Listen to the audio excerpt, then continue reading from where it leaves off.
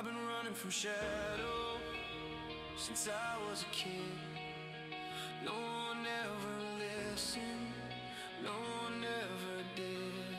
Silence my pain, made me feel small, but I learned to stand up even when I'd fall.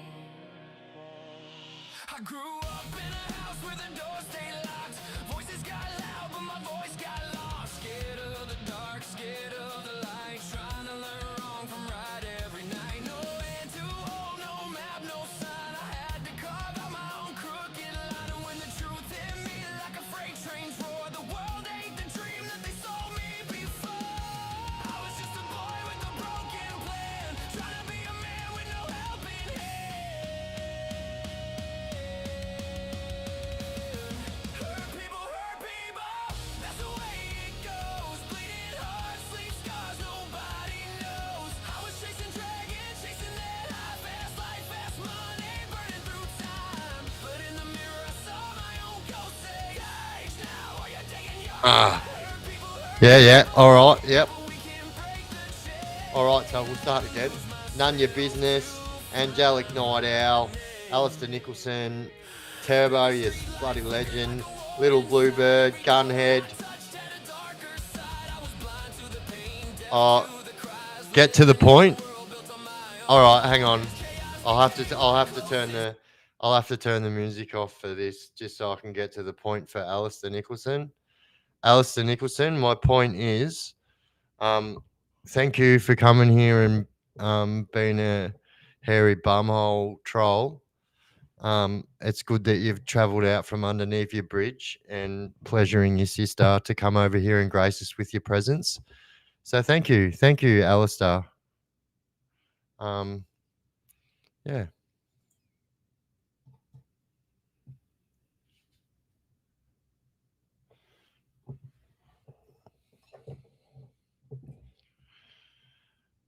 Yeah. Luke, what's going on? Jamie Bryant, Rubbish Man. What's everybody up to on this Friday evening?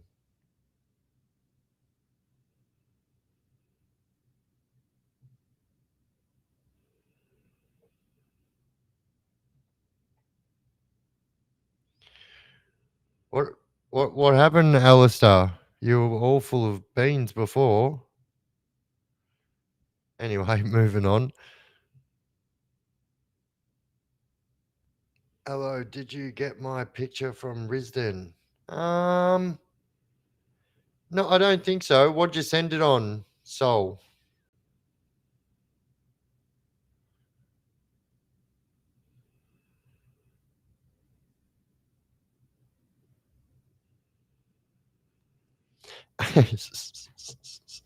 Yeah, well, hang on. We have to rectify this problem, right? I'll show you how we rectify this problem. I'll show you how we rectify this problem. I just can't do it right now. SM7B podcasting microphone, brand spanking new. I don't know what it is. I don't know. Yeah. Don't know what that means, but yeah. This will stop the problem. There's no buttons on this. I can't turn it off.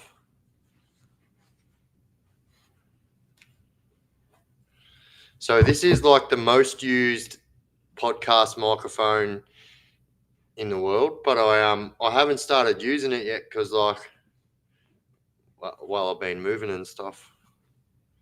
But we got it.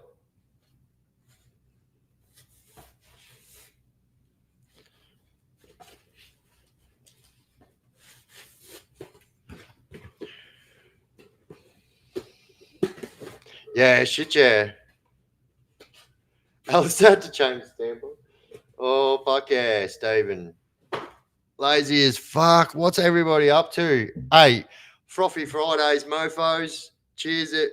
Douche, whooshka. We're on the Brookvale Union today.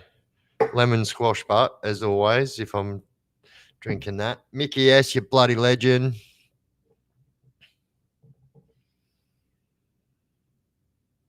How many hours we doing tonight? Look, if I'm completely honest, we're probably not going to do 6 hours. I've got to go drive interstate tomorrow, so yeah. I got you on Bluetooth speaker so that the neighbours can hear you. Smash that like button, legends. True. Oh my god, they all started again, have they?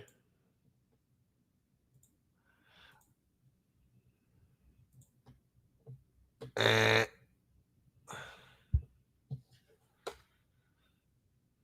What's everybody else on?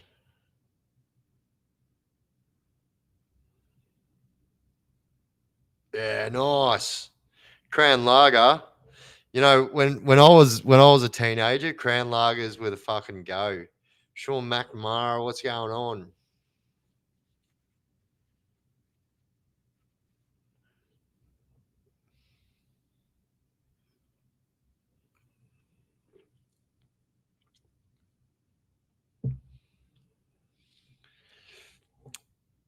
GT, what's going on?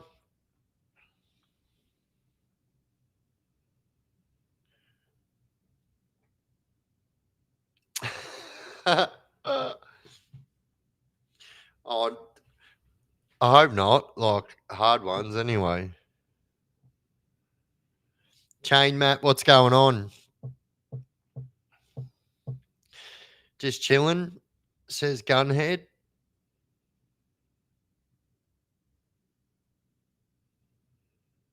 Haters let you know you're on your way to greatness, Biff. True. As you see, I generally don't entertain. I don't subscribe to that bullshit. So, but yeah, it is what it is. G'day, Biff. Got me best mates 50th on tomorrow and Sunday over Maggie Island. We're about to get cross-threaded, mate. Fuck yeah.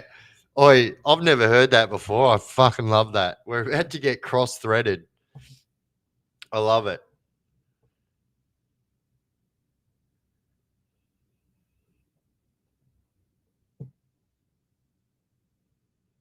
Yeah, so how did you send them to me?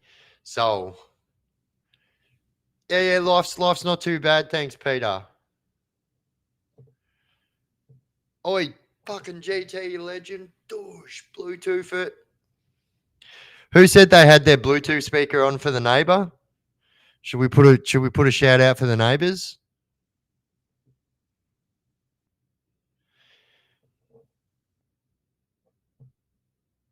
Did I hear you say you're gonna nick knock your neighbors?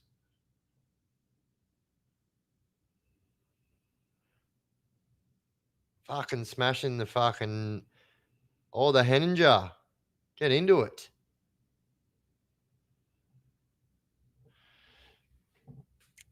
Can you hear my dog snoring away?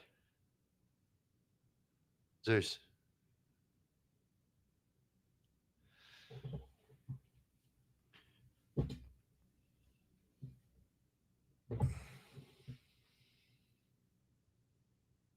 Nice, nice.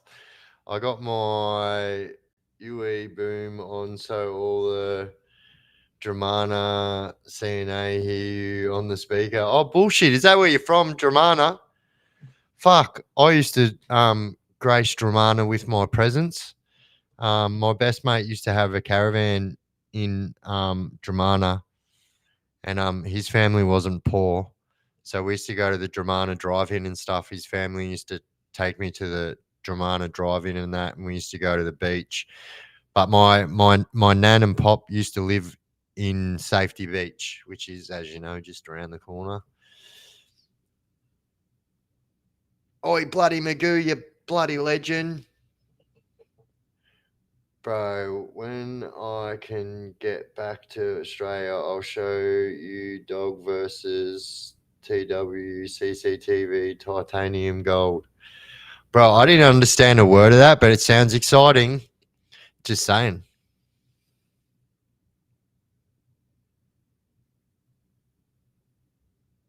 Oh, you're next door to the drive-in? True story. First time I seen Pulp Fiction was at the Dramana drive-in. Yeah, a couple of funny things happen at the Dramana Drive-In.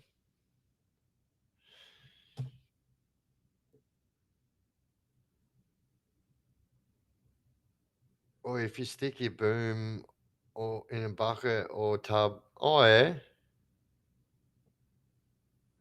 Was that email wrong? No, no, no, no. Oh, no, no, no. Same as last night. Like I really just I've been flat out. So all day today, I've literally been um, pumping out videos. So finished the podcast with Todd Carr, Robin 210 today. Um, got oh well, I've got some bangers coming up, guys, but I'm not giving away any excuses. Any excuses? I'm not giving away any secrets as per usual. But um, I'm about to go to Melbourne to do an in-person podcast with somebody that everyone's been waiting for me to do the podcast with. So he's someone from similar similar background and stuff like that. Oh, Charles says it's his birthday today. How old are you? Oh, Breezer 420. What are you doing? You bloody mad, bloody craziness. And yes, I remember who you are, Breezer. Don't worry.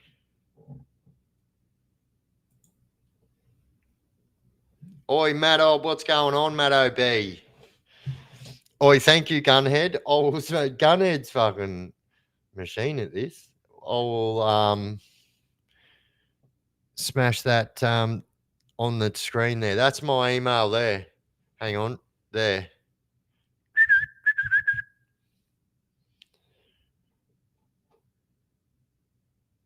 52 today. Oh, there you go. Give us a hint. Is it Gaz right? Nah, look, if I'm totally honest, if I think Gaz is like not doing the social media thing anymore, I think he's stepped away from that. But no, it's not Gaz. It's someone who is all asks me, are you still going to be doing this podcast with this person? So I'll say he's an ex-bikie, pretty high up, done a lot of prison time, couple of attempts on his life. Good guy, good guy.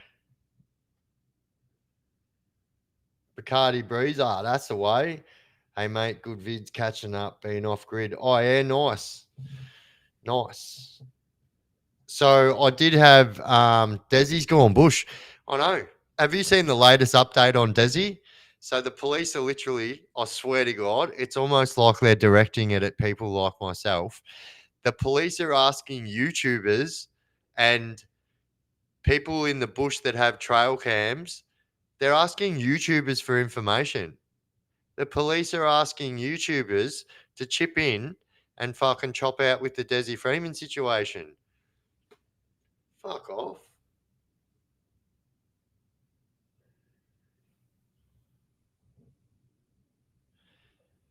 Yep. I'll just say yep, so you know that I'm talking about anyway. Moving on. So if you see Robbo next time, it's me. Wait, oi Biff, I'm going to change my YouTube name to my. Oh, yeah, sweet. Robbo. Oh, Robbo. How good's that? Robbo, no cash. You know, I'm going to say that every time I see your name now. I'm going to be like, there's no cash here. Cash? No. Robbo? And you'll go, no cash. Oi, Tex, fucking what's going on? Fucking Michael. Tell your fucking story, walking pal. That's it. Oi, bloody, you're not supposed to give me presents for your birthday, Charles, but thank you, legend. Douche, 52 years young today. You must have been born in 1973. Good year for pornos. Mustaches. 1973. What car are we talking about? I think we're talking about like, um, you know, HTs. No. HQs, HZ.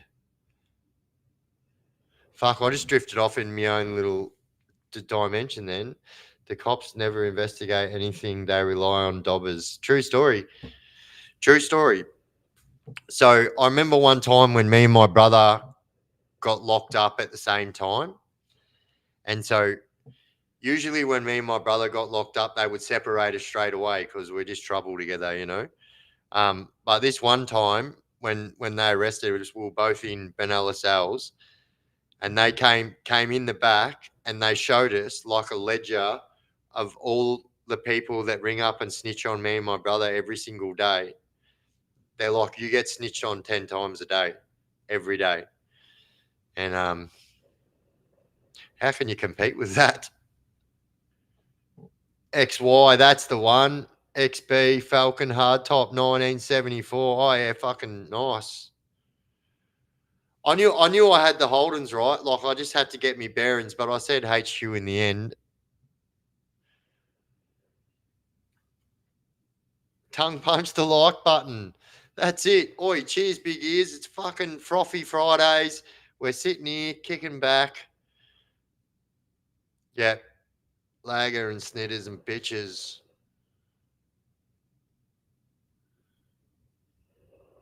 How am I? Yeah, I'm pretty good.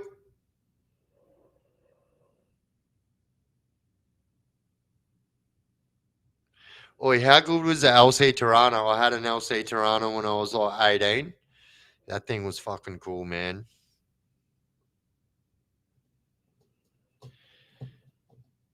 Oi, Robbo's like straight back with the no cash. What's going on, Robbo? You've just drifted into another fucking dimension. Coppers aren't bad. Wanting other people to do their work, fuck them. Yeah, it's just fucking shit. But you know what? That's the truth, and that's what the cops rely on: snitches and informants, and they buy people cars and fucking put them in houses and do all this crazy shit just so they can hear them dob.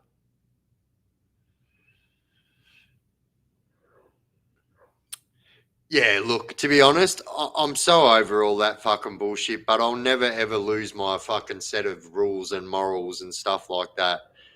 Um, yeah, I've spent way too much time in fucking prison to worry about. Yeah, seriously, if yeah, I'd have 10 life sentences if I had to fucking sort out every snitch the way they needed to be sorted out. I'd have 10 life sentences. True story. Oh, there's the bloody very beautiful Just Jess.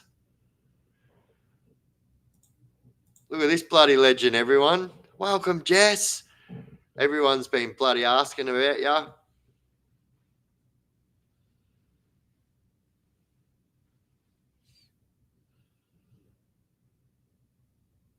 The drug trade has the most give ups. Yeah, absolutely.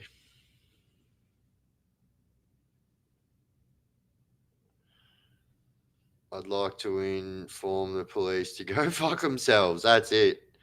My PO doesn't want me to watch this channel because it increases my chances of reoffending. Who the fuck up? What? You have definitely got one of my fucking old parole officers as your fucking parole officer for sure.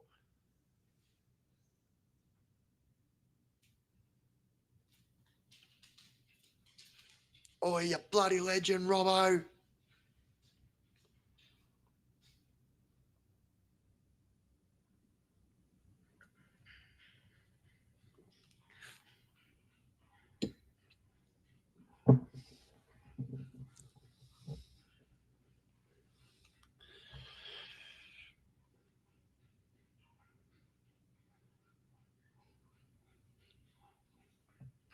Yeah, it just pisses me off because, like, I almost guarantee, if you live on the eastern seaboard and you don't live in New South Wales, there's a good chance I've had the same parole officer as you.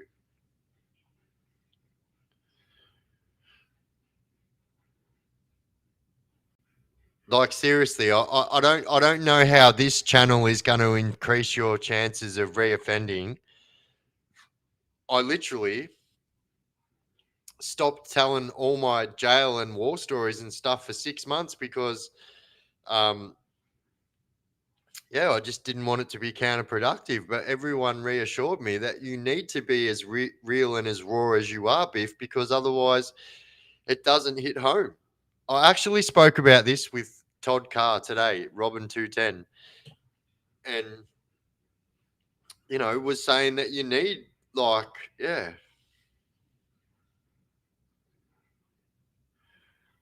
Oi, Yaski, you fucking legend. What's going on? Biff, you calling races tonight or nah?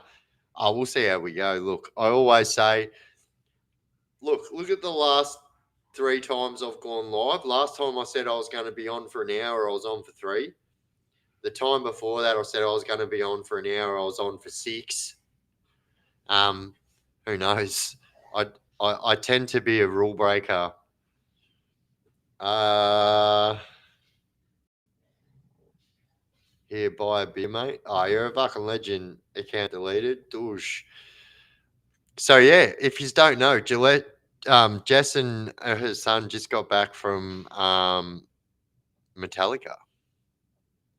Are there a few parole officers, Biff? So I mean, there's not as many as you would think. So every town doesn't have a corrections office. As a matter of fact, only major towns have corrections officers. So, for instance, once you get past Melbourne, there's a corrections office in Seymour, there's a corrections office in Shepparton, there's one in Wangaratta, and there's one in Wodonga. That's it. Between there and Melbourne, there's nothing.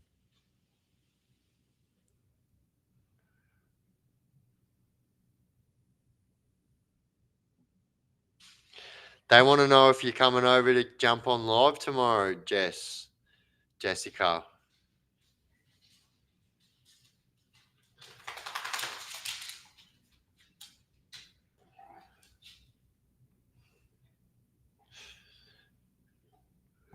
67 missing people around the Byron Bay area tells you everything you need to know about police incompetence. 100%. And yeah, I think we all know that, like, they all try and put that Byron Bay area and all that bullshit on one singular person. Well, if that was the case, people wouldn't still be dying today. And that person's been dead for a long time. As long as it's the only law you break, Big Biff, you're doing well, then just stay away from alcohol. Yeah, I don't break any laws. I'm allowed to drink. I'm a full grown man and I'm not on any corrections orders anymore. But no, I get it. I don't drink in public. You know that, bro. Yeah.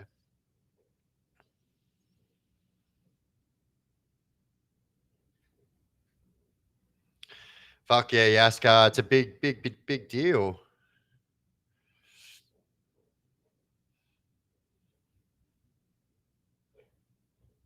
Yeah, I think that's what she must have done, Robbo. It's so much quicker to say Robbo than GTFOH.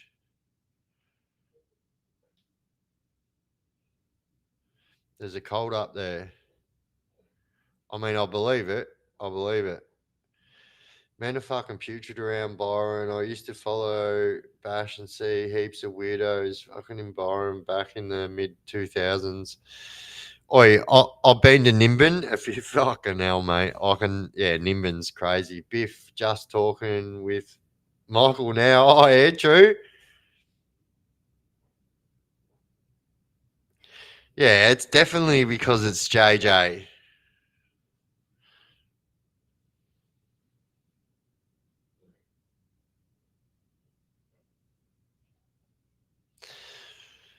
I like that picture, Jess. You look very pretty in that picture.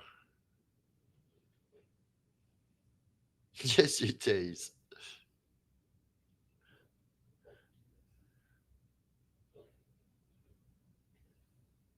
Fuck that text. Best of Biff. Nah, he. Do you know? I think he's saying like, don't go out drinking in public. Night chain, Matt. Absolute legend. On Jamie, there will never be another Metallica form. Year I was born, make me feel old.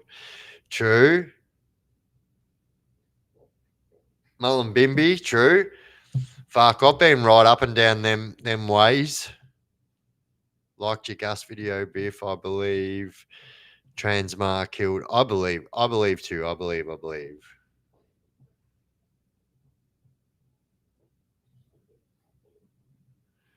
Oh, that's all right, miss.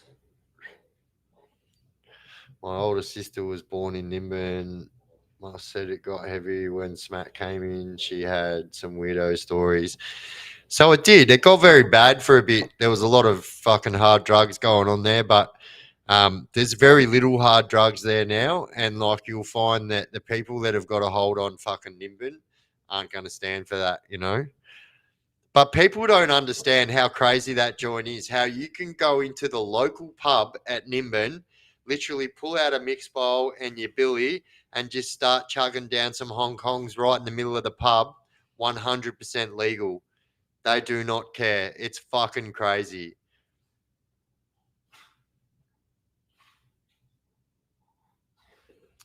You know what, Aussie? A lot of people have actually said that. Do you know what? That's not the first time I've heard that. As a matter of fact, I've heard that a lot. What are you doing, dude?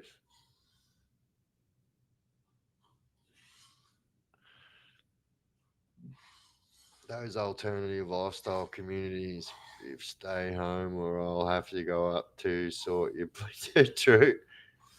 I'm not going anywhere. I didn't say I was going anywhere. Like I am tomorrow. I'm going interstate. But yeah, I'm not drinking and stuff tomorrow. New subscriber here. Love the content, Biff. Did you know who spent time in Port Phillip a few times? Is that? I don't know if you spelled it right, but I think you're trying to say Albright.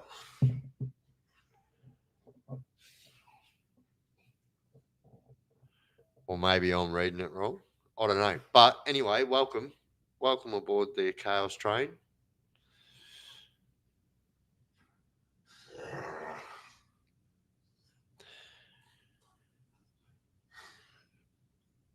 Oh, they just love the Angels cover. Oh, yeah, true. I was getting videos the whole night off her. It was fucking mad. Biff, do you and your brother ever meet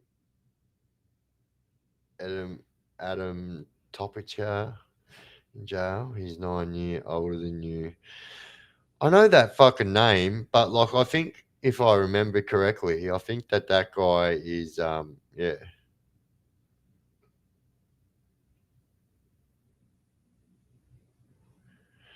Say good day to old mate for me to Biff. What? I'm so confused. It's pronounced Albrecht. Nah, yeah, nah, look, sorry, I can't fucking spell properly.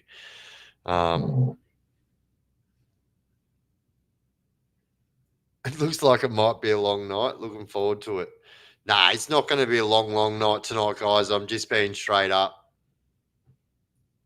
I can't do it. Oi, fucking Jim Webster, what's going on? Anna, what's going on?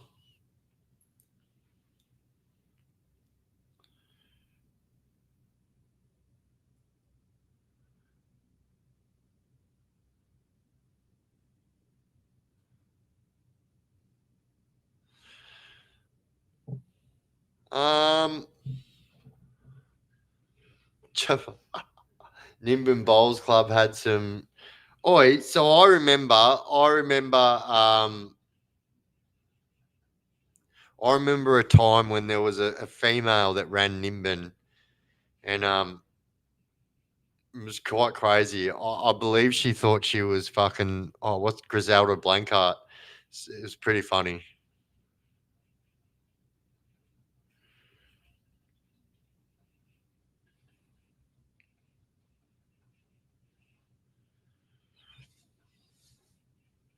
Thank you, Dave Bristow.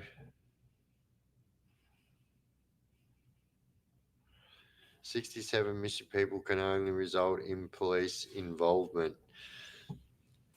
I just think it's crazy how they tried to say that, like, all these people have been missing in that part of New South Wales for however many years, and then they were like, "Oh yeah, we've got Ivan Milat, so we'll just say that Ivan Milat killed every single one of them." I mean, that was a good story until people started dying after Ivan Milat was locked up. Am I seeing ACDC, Biff? Like, look, I'm not gonna lie, it actually made my day when I found out that ACDC were coming back. I went and seen ACDC last time, Black Ice Tour. When they done the "We Salute You" song, I dead set thought we were getting bombed by terrorists. I fucking shit myself. I might have been. Um, it was back in the day, so I was definitely on a drug enhancement regime, and paranoia levels were probably through the roof. And but yeah, I remember when the "We Salute You" song when they do the fucking 21 fucking cannon salute. Mate, that was the loudest thing I've ever fucking heard. We were all sitting in the bus doing line dancing. And yeah, I thought, and I was there with like club members, which was crazy too. And then next thing you know, you hear fucking boo, boo. And I literally, we're on the bus, and because it was intermission, right? And they said, "You'll know when to come back." Yeah, you'll fucking know, all right. I hit the fucking floor of the bus and I'm going, hit the deck. And I look up and everyone's like laughing and pointing at me and I'm going, what the fuck? And they're like, it's the fucking concert, you dickhead. I'm like, fuck me. Fucking thought fucking Al Qaeda was here.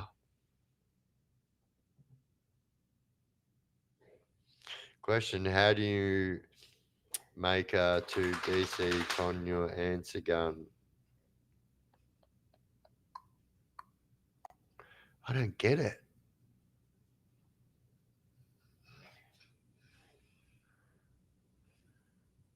Oh yeah, it definitely had the time of his life. So like, Jess was sending me videos like when he didn't know he was getting videoed, and he was just like in absolute awe.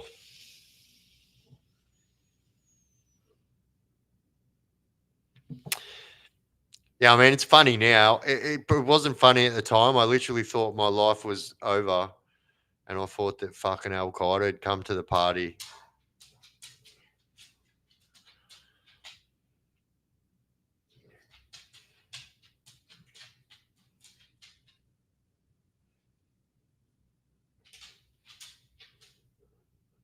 So sit down, mate.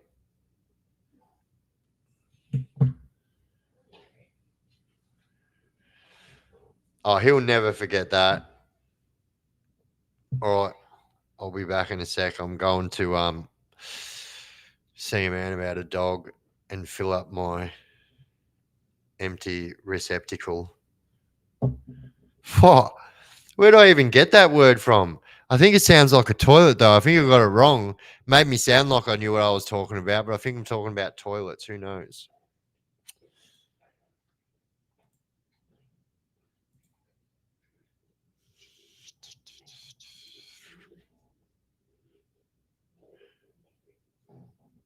Can I ask you something personal, or you prefer me to pay you?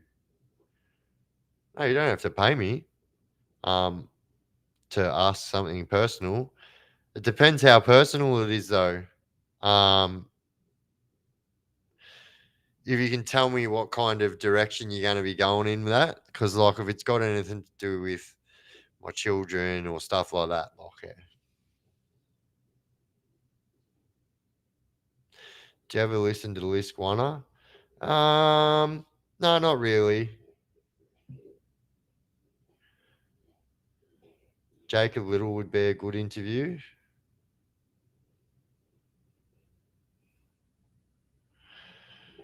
Off to feed the chooks.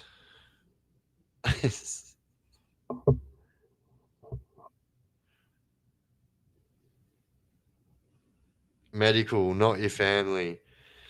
Yeah, go for it. But just wait a sec, because I'm gonna be like 2 minutes. I'm gonna crank the music on for you. What's this one? Hang on.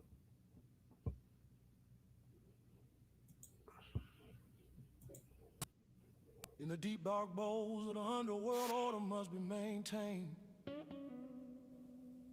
Without a strict and unforgiving chain of command, chaos is inevitable.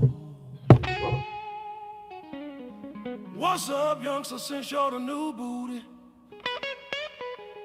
And don't know nothing, I gotta show you about the pecking order. It's the order in how we do things and move things. See somebody gonna tell you what to do after I tell that motherfucker what to do. It's the pecking order. It's the pecking order.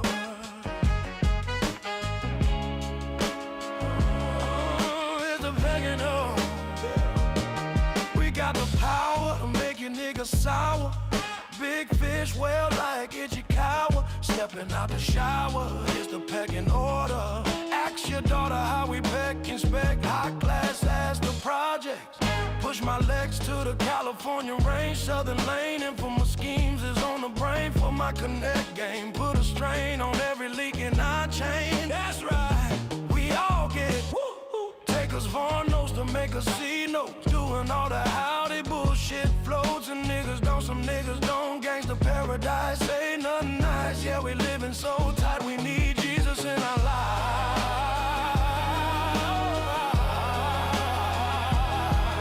It's the pecking order, yeah. It's the order how we do things and move things. Only fuck with the true thing. Having heavy intercourse with the world of depression, messing with the wrong bitches, never learn our lesson.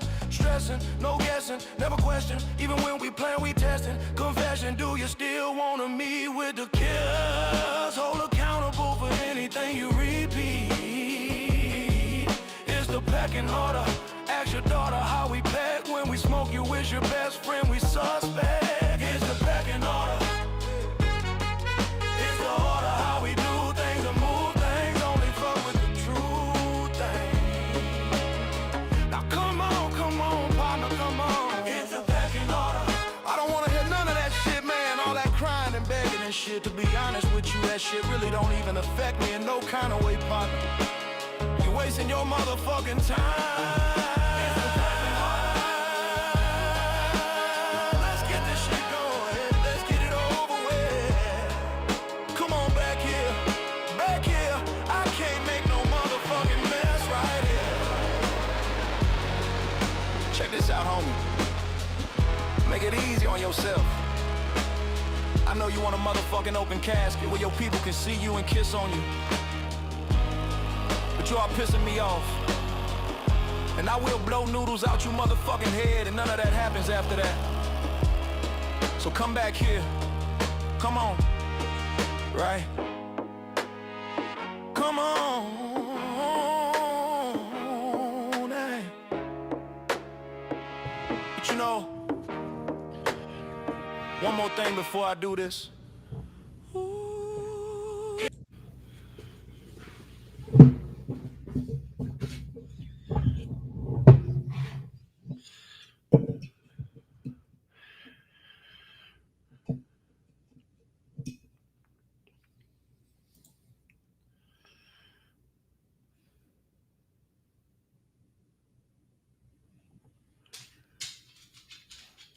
I sent rare pictures from inside Risdon. I will have a look. No, that's mine. Juicy.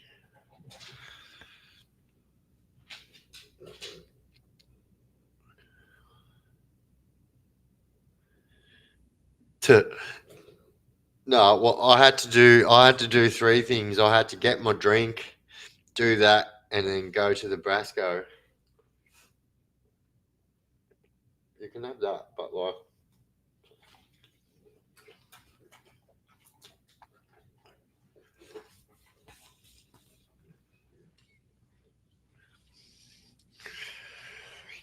all right, ask away, Dave Bristow. A funny story, hey. A funny Biff story, hey. Maybe I'll share one if I go live tomorrow night, possibly. Oh no.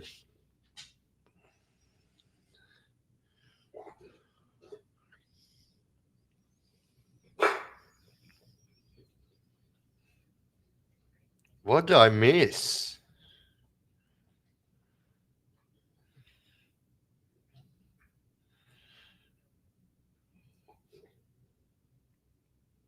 Don't tell him.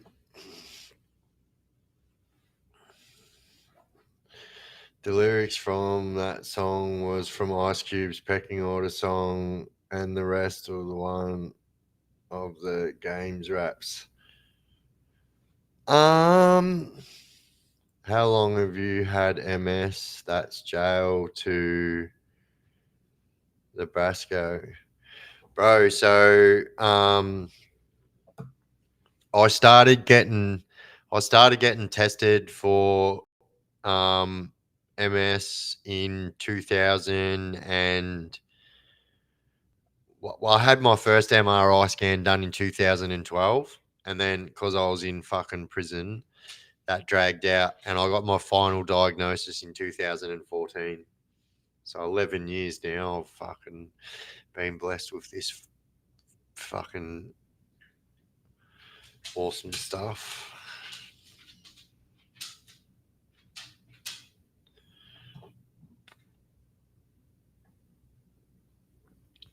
Fuck off. If everyone's saying that, it's making me want to scroll, but I'm not going to scroll.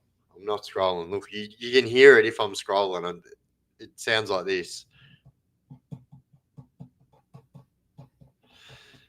But I'm not.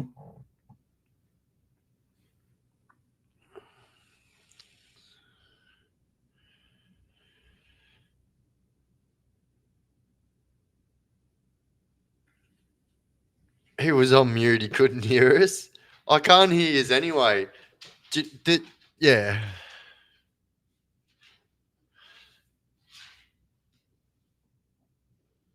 No, I didn't. If anyone's telling you I've told them fucking anything, I haven't. And I wouldn't. You should know that. More importantly, you should know that I would never.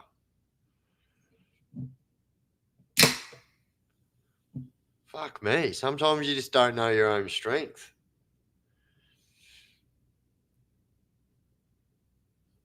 Who were some of the bigger known coppers that you come across over your time?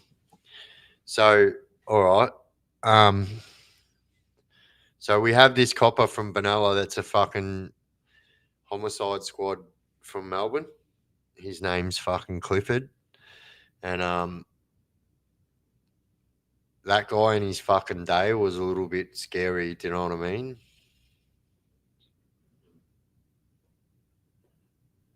What's going on? I know I missed something now.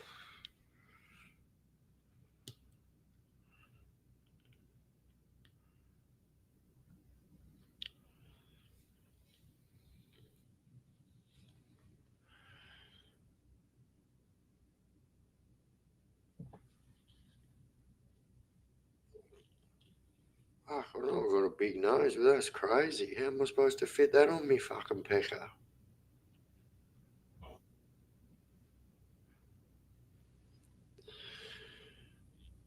Hey Biff, can you get Jess on your show for a quick chat?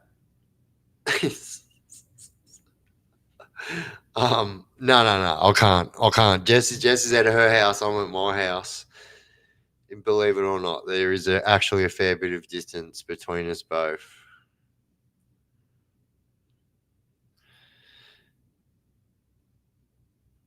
Oh yeah, mad. Oh yeah, sweet. I'll suss it out, Dave. We're just mucking around. All right, sweet. Clifford rings a bell. Yeah, well. So, and then he was a big red fucking dog. Yep. Speaking of big red dogs, you've got fucking Eddie Robb as well from up that way. But yeah, he was probably one of the most notorious fucking D's around.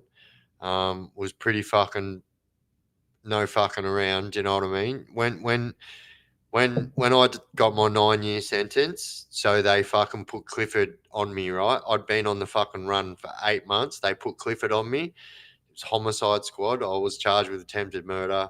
Anyway, they put Clifford on me, and literally, so like I was on the run for fucking 8 months. Clifford put a fucking Australia's Most Wanted on me, and I was on Crime Stoppers, and yeah, I was arrested within 26 hours of my Clock Crime Stoppers episode, and that I was fucking well done.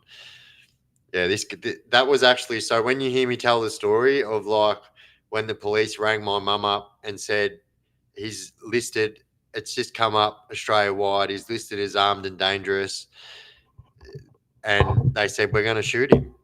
Tell him to hand himself in, or we're going to shoot him. And my mum's sitting there on the phone. She's going, please fucking hand yourself in. They're going to shoot you. I'm like, that's just no, if they told you they're going to shoot me, I'm not handing myself in. Do you know what I mean? They're basically telling you if I hand myself in, they're going to shoot me. My mum's literally pleading there with me, going, please don't let him shoot you. I was like, no, they're not going to shoot me. I got a black belt in origami. Plus, I've seen The Matrix twice. So I know how to dodge stuff and that too. So, everyone's got their own fucking set of fucking superpowers. Put the footage up. As a matter of fact, you could all find this footage because the fucking news helicopter was there at the same time when the police helicopter was there. When I'm on the ground and they're kicking my fucking cheeks in, I remember looking up in the sky and going, oh, they've got 2 helicopters. Fucking hell, what did I do wrong? But yeah, one was a news helicopter. So Big Biff and all the Chaos Crew family in the chat, good night and safe travels. All right, Texan, you fucking legend. What happened? What did I miss? It's fucking midnight and I'm up at 2:30 a.m. I know, bro. I'm sorry. Oi, oi, just fucking tell your boss it's my fault, bro. It's all right, bro. I know your boss. I worked in education, taught order men that me to read. I had access to resources. Do you know how great it feels to help a person understand their own letter? Do you know what? I do understand exactly what that feels like because obviously I couldn't read um, when I was an adult, right? So when I first was coming to prison, as a matter of fact, I actually couldn't read until I was in my fucking 30s. Douche. Tex, you fucking legend. So I know exactly what it's like to have someone read your letters from your children, your fucking missus, all that kind of shit because I couldn't read it. So yeah, I know a little bit about that. Just smacked the like button 5 minutes ago. Fuck yeah. We will all call in sick for you. That's it.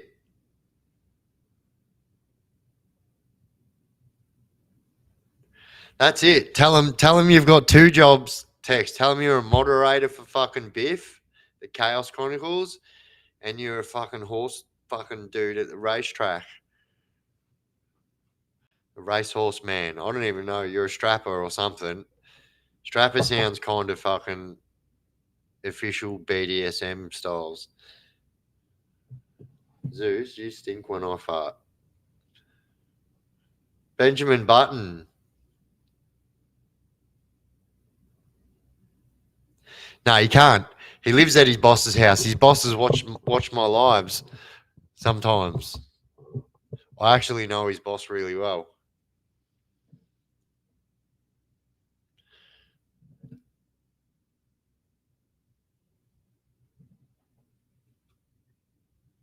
Correct. Oh fuck. What happened there?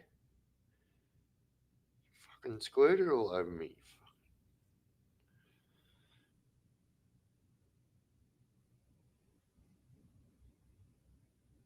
How can you reply to someone and light up their name? So you press the at button and you type in their name, and that will put their name in a yeah, I don't know.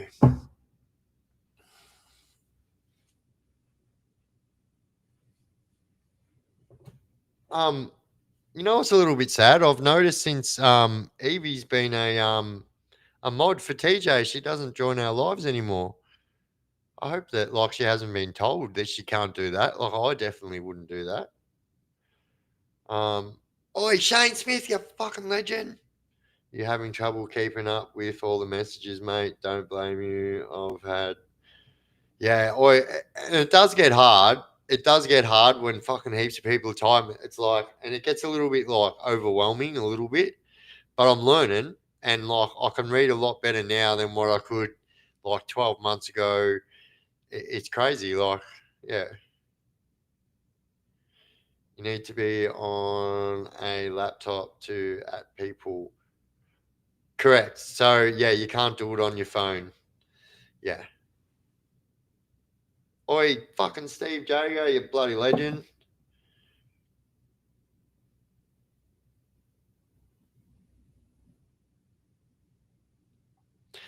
Yeah, I know, but I'm just saying, like, yeah, I'm just saying. I hope she hasn't been told she can't join my live because that would be silly. What time did you kick off? Oh, about 11:05, maybe a little bit after, because like I've been going for 52 minutes. So if you can do the math on that,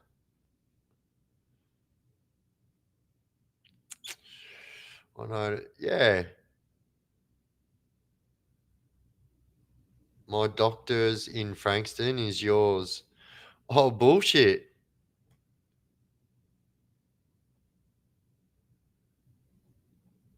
How did you know that?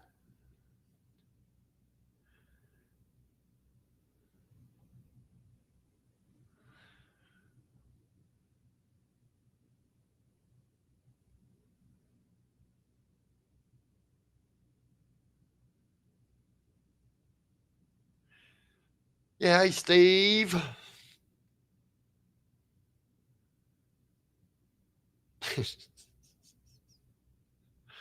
Oh fuck. Gas Chronicles. I have had a spin of Arc Raiders. You will love it. Did you try Delta Force, bro? Did you try Delta Force? I love that. I love that because um, I'm actually limited to what I can say, but that's the same part of the part of that name is the same name as one of my children. Take it from me, Biff. It normally is like that. Frang a doctor, shit. Yeah, so like, look, when you've got a fucking neurodegenerative disease like I do, multiple sclerosis, you kind of can't pick and choose where you're seeing your neurologists and stuff. Um, but yeah, my last neurologist was in Frankston. How did you know that?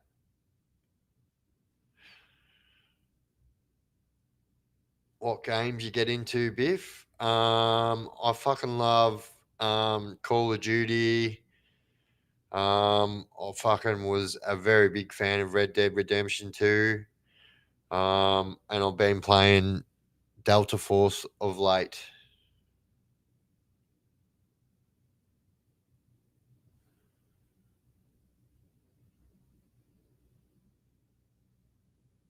That's crazy. How did you know that? When's your next guest? So, oh, do you mean like on my live or my next podcast guest? Well, my next podcast guest, it's 12 past 12 on Saturday morning. So he's tomorrow night at 7 p.m. We've got the Todd Carr interview dropping. Yeah. Yeah, I did. I did. I said, how'd you know that?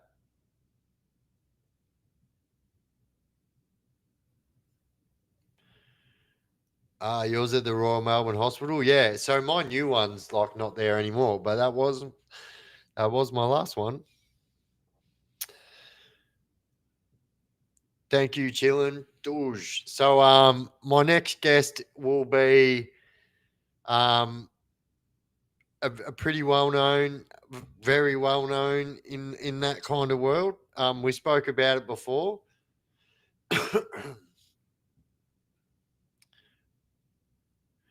You know what? I do like Grand Theft Auto, but like on my PC, I've got a gaming PC, right? So on my PC, I actually deleted it about 2 months ago because I haven't played it in ages. But I used to play Grand Theft Auto 5M. So if you don't know, that's like you got mods and stuff. Hey Jess, are you still here? Oh, you know what? I actually like that fucking Hell Let Loose or He'll Let Loose. People call it different things. But oi, Fact Hunt, I actually like that game.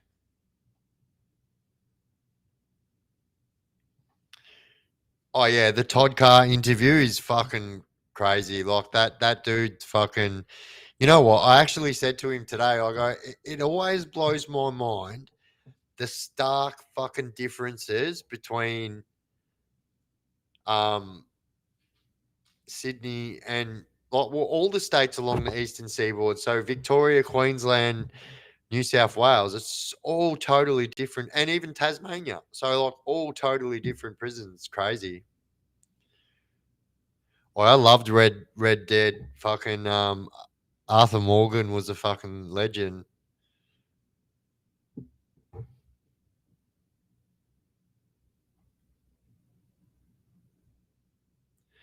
Can't go over to the ops channel. It's me or them type shit. Joe? Yeah. Oh,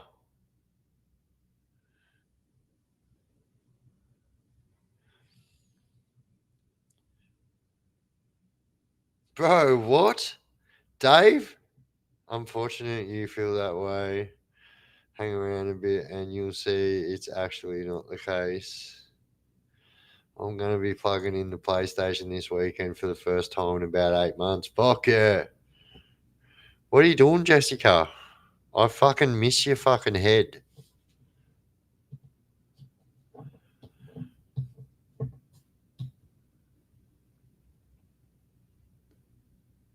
You got a head I like to miss.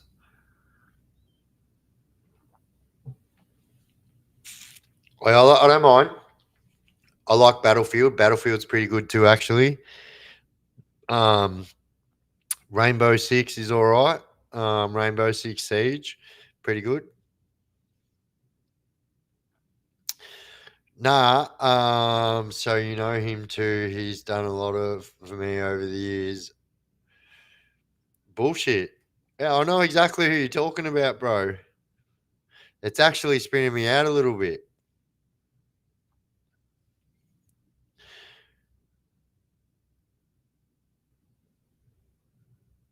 Wait, one of my closest friends, legit. Chaos Crew taking over GTA 6 when it's released. Oi, fuck yeah. I'm actually like, I can't wait. And I can't, you know what? I'm over waiting for fucking Call of Duty, fucking, like, Black Ops 7. Seriously, you just bought out in the last 2 years um, Modern Warfare 2, Modern Warfare 3, Black Ops 6, and now you're bringing out Black Ops 7. It's too much. Meanwhile, we've been waiting fucking 7 years for fucking GTA to bring out a new game. Bro, that's crazy, brother. You miss what, Biff? Um, Jess's Jess's fucking pretty face. I don't have any friends as pretty as Jess. Actually, she's the prettiest friend I've got. So I've got to tell everyone. Most of my friends have got as many tattoos as me and stuff like that. Jess could probably beat them all in an arm wrestle, though. I'm just being serious. She's a freak at that shit. It's crazy. Smoke cones, not your uncle. Shut your fucking face, Uncle Fucker. You're a cocksucking, ass licking Uncle Fucker. You're an Uncle Fucker. You almost say, I fucked your uncle yesterday. Oh, ha, ha, ha, ha. Sorry, bro. ADHD just does things to me. Can't help it.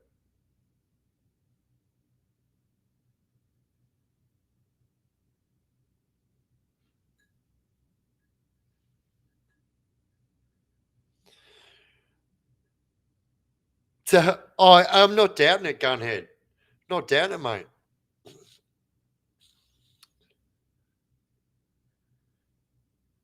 I actually said to Jess yesterday when she was still in Adelaide, I was like, when are you coming to see me? I kind of miss your head. Yeah, all right. All right. We'll do the showdown arm wrestle.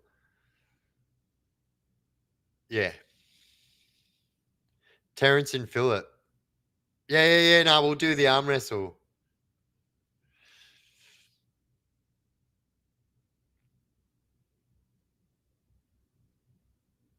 Oh, 100%. That's how we all find each other. I'm fucking 100% certain of it. I've said it my whole life.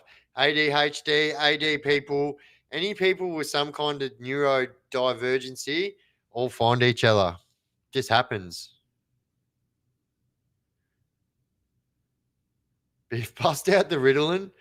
Nah, I like um to say I've never had Ritalin would be a lie, but I never took it as a medication properly. Any time I had it was not properly.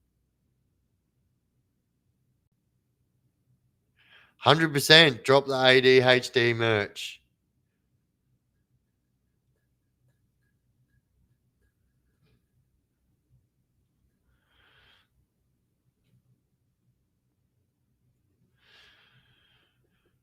I was nah,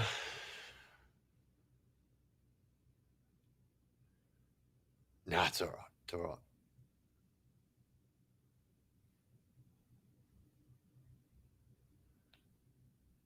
Oi, this bullfed's going to be beside himself when he sees you tomorrow.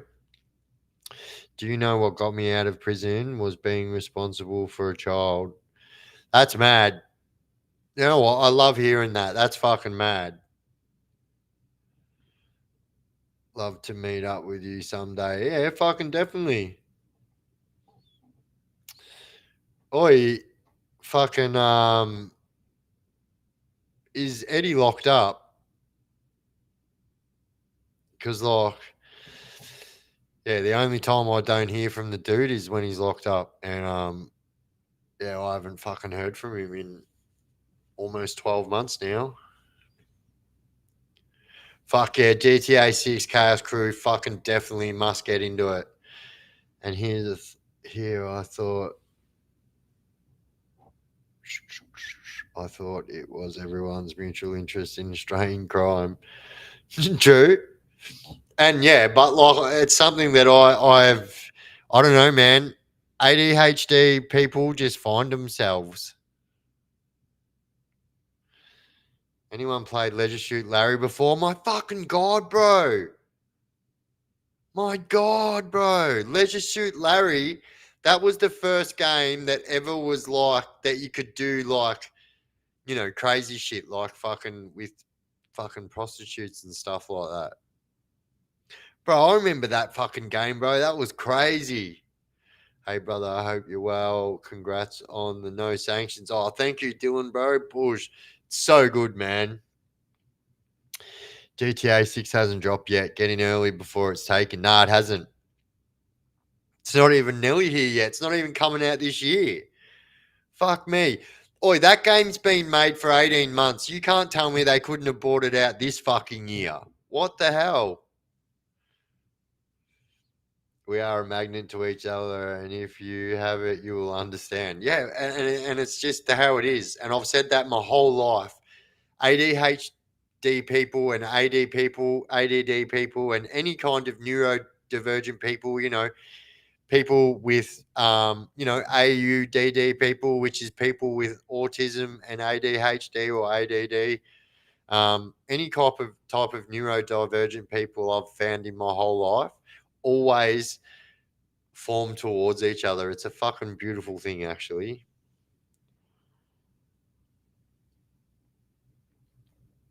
My friend had porno games on Commodore 64. Oi, bro.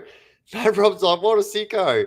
Nah, oi, you got to remember, right? So this is pre-internet. This is pre-internet, pre all that shit. So when games like this come out and you're a fucking teenager or about to be a teenager, these games are like fucking. You're like, oh my god, Leisure Suit Larry. Remember Vendetta on arcade? Fuck, bro.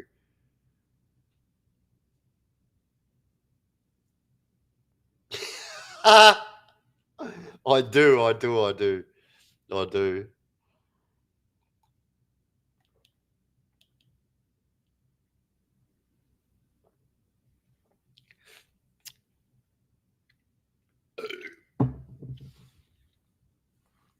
It was a much more innocent time. We had those games on Commodore 64. Yeah, it was a very common thing. As a matter of fact, the first time I played Leisure Suit Larry was on a fuck, what were they called? Oi, what were Windows PCs called before?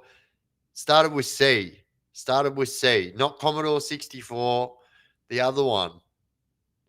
Gunhead. Gunhead's all over this shit.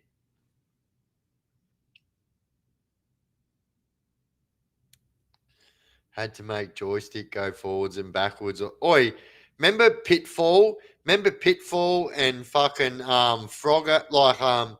Pitfall was the best game on Atari. That was the first game where you kind of moved with the yeah.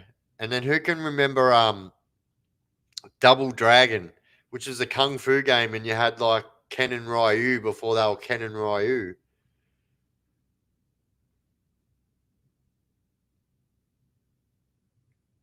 Oh no, yes, I am thinking of IBM. I am thinking of IBM. Here I am saying it fucking starts with a C. I'm sorry guys, but I have to fucking go to the ablutions again. That's what happens when you drink that fast.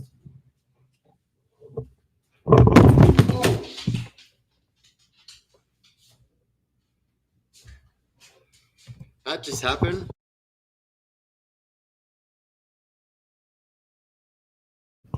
My headphones were around my leg and I got up and nearly pulled my whole PC over.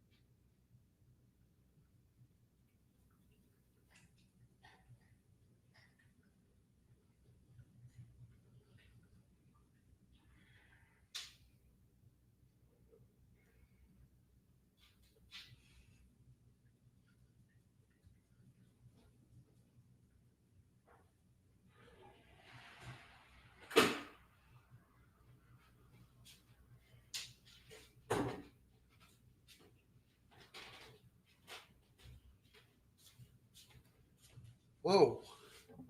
What happened here? All right, let's just do that. I think that'll do that. And then we'll.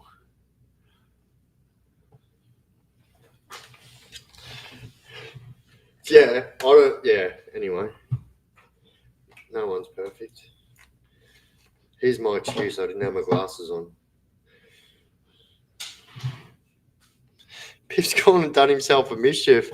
I fucking nearly did too.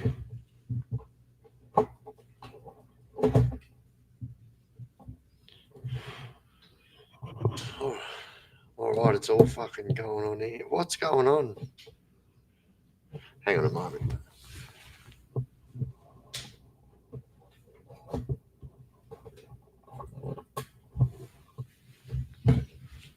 Oh, you can shut up.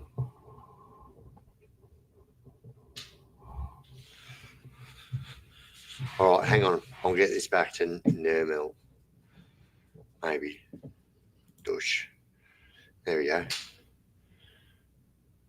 So this is why we love this channel. Yeah, I am the most fucking dysfunctional, functional person there is. At least I admit it. Like when I received 7 years, I fell over the dock. Did you really, bro? It all goes on when you step away. I know. It's just, yeah. Yeah. I remember when I got my 8 years, and then I was fucking very cheeky about it. And I literally walked out of that courtroom with 9 because I said, "Is that all you've got?" Because I had all my friends in the court and stuff like that. I was trying to be tough. And, yeah, when I got the extra year added on, when I got back to the cells, I was like, fuck, why'd you say that, you dickhead? Why'd you say that? That was just stupid.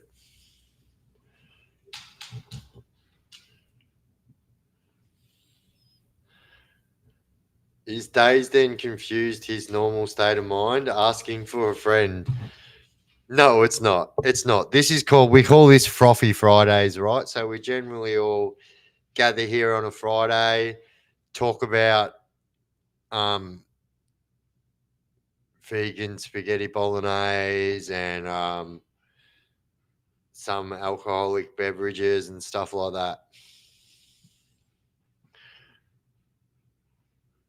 But yeah, I can be pretty lucid on a Friday night, but generally pretty with it.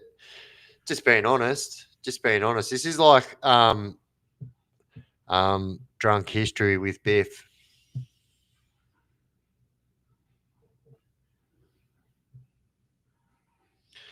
My legs buckled along with my bum puckering Biff. Oh fuck! Do you ever still feel the urge to act like that, Biff? I play the tough guy. No, I don't. Right. So, like, if I'm honest, fucking hell, I've really fucking gone up fucking high here, haven't I? So I really don't. I'm really over that. I don't need anyone's fucking um assurance that I'm fucking crazy or anything like that. I used to thrive off that shit, if I'm honest, and I am so far past that person and no longer need the approval off anyone. You know, I do my own thing and stuff like that. But yeah, like Binks, that was um Froffy Friday. I dread to think what the tag is hung on Sunday. Um yeah, podcast. It was podcast Sunday. That's the day we do our podcasts.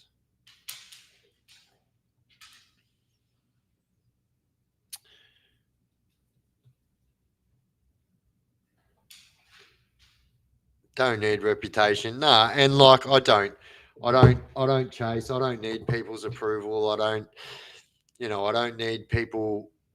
Where I used to like, and it's a true story. Like I used to like really really fucking yeah. I used to froth on that shit.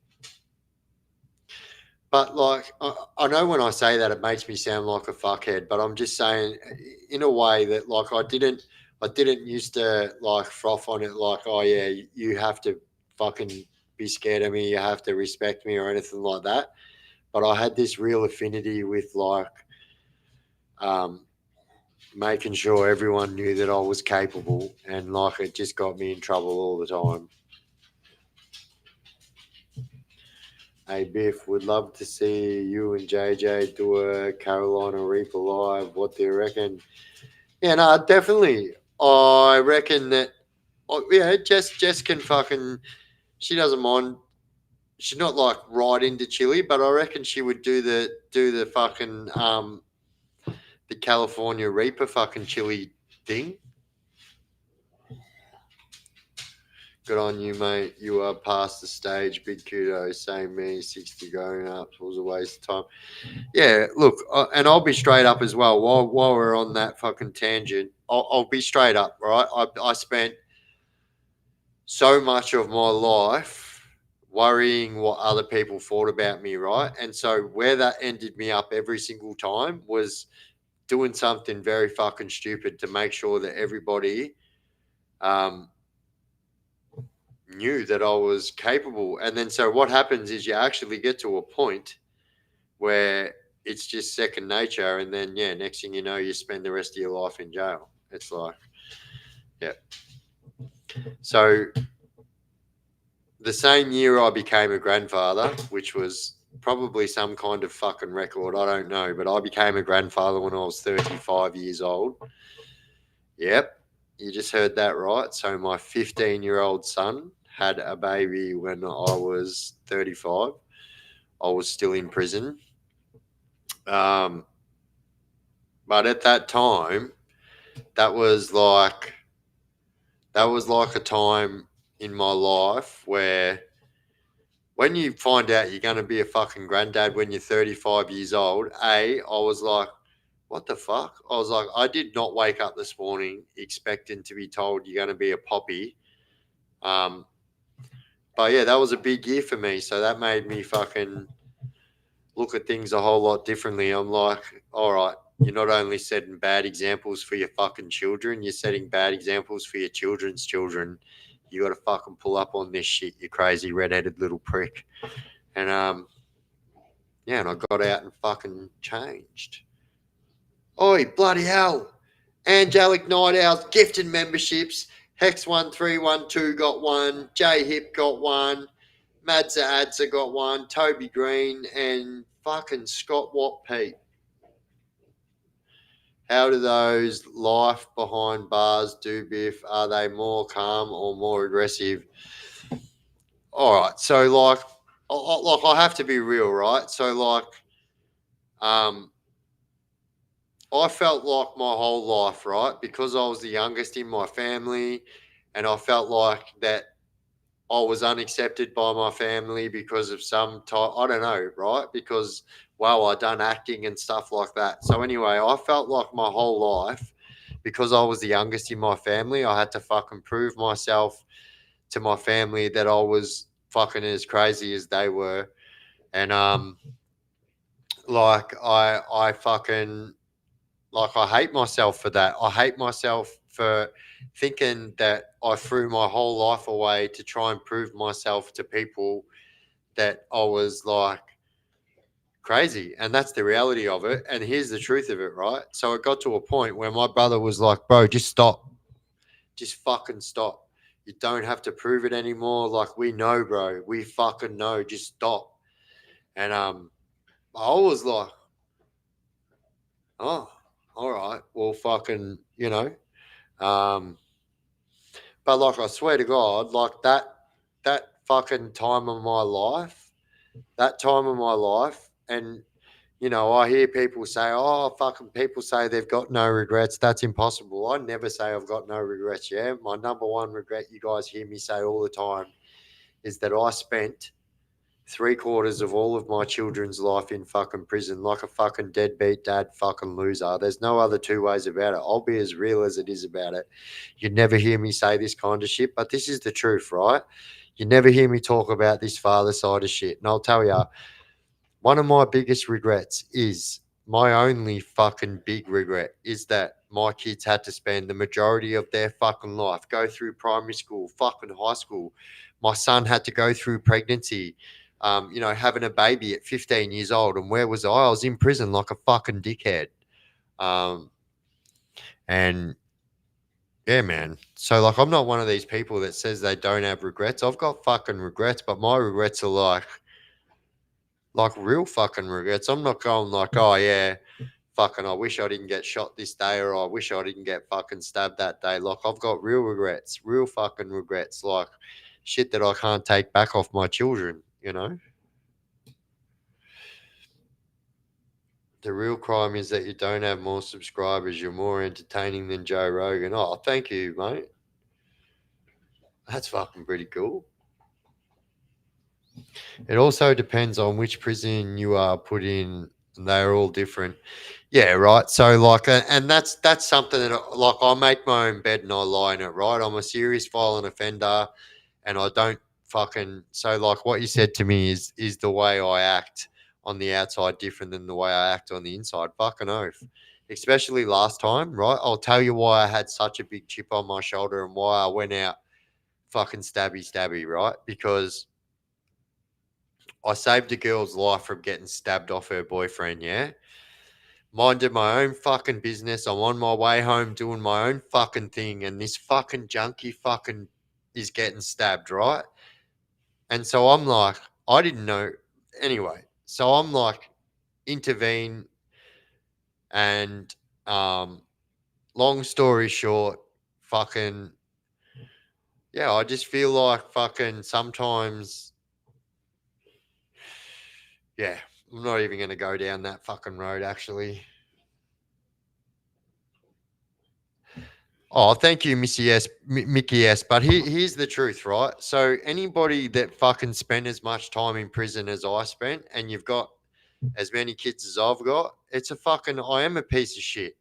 And although here's the truth, right? If you could have asked the 20 years ago Biff why he does, I would have told you I do it for my children, so my children don't go without. That's the only reason why I did what I did. Things quantified over the years, but like the reason why I got into things so deep was because I couldn't get a fucking job. Yeah, I'm almost a qualified plumber. True story. I am 9 weeks off being a qualified plumber.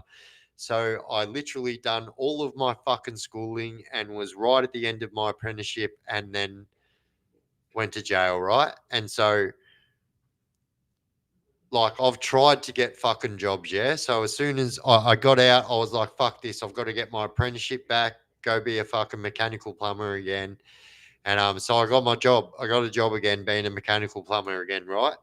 The day I first I go to pick up my first fucking paycheck, my very first paycheck, I'm like, go in there. My boss is like, here you go, mate, sit down.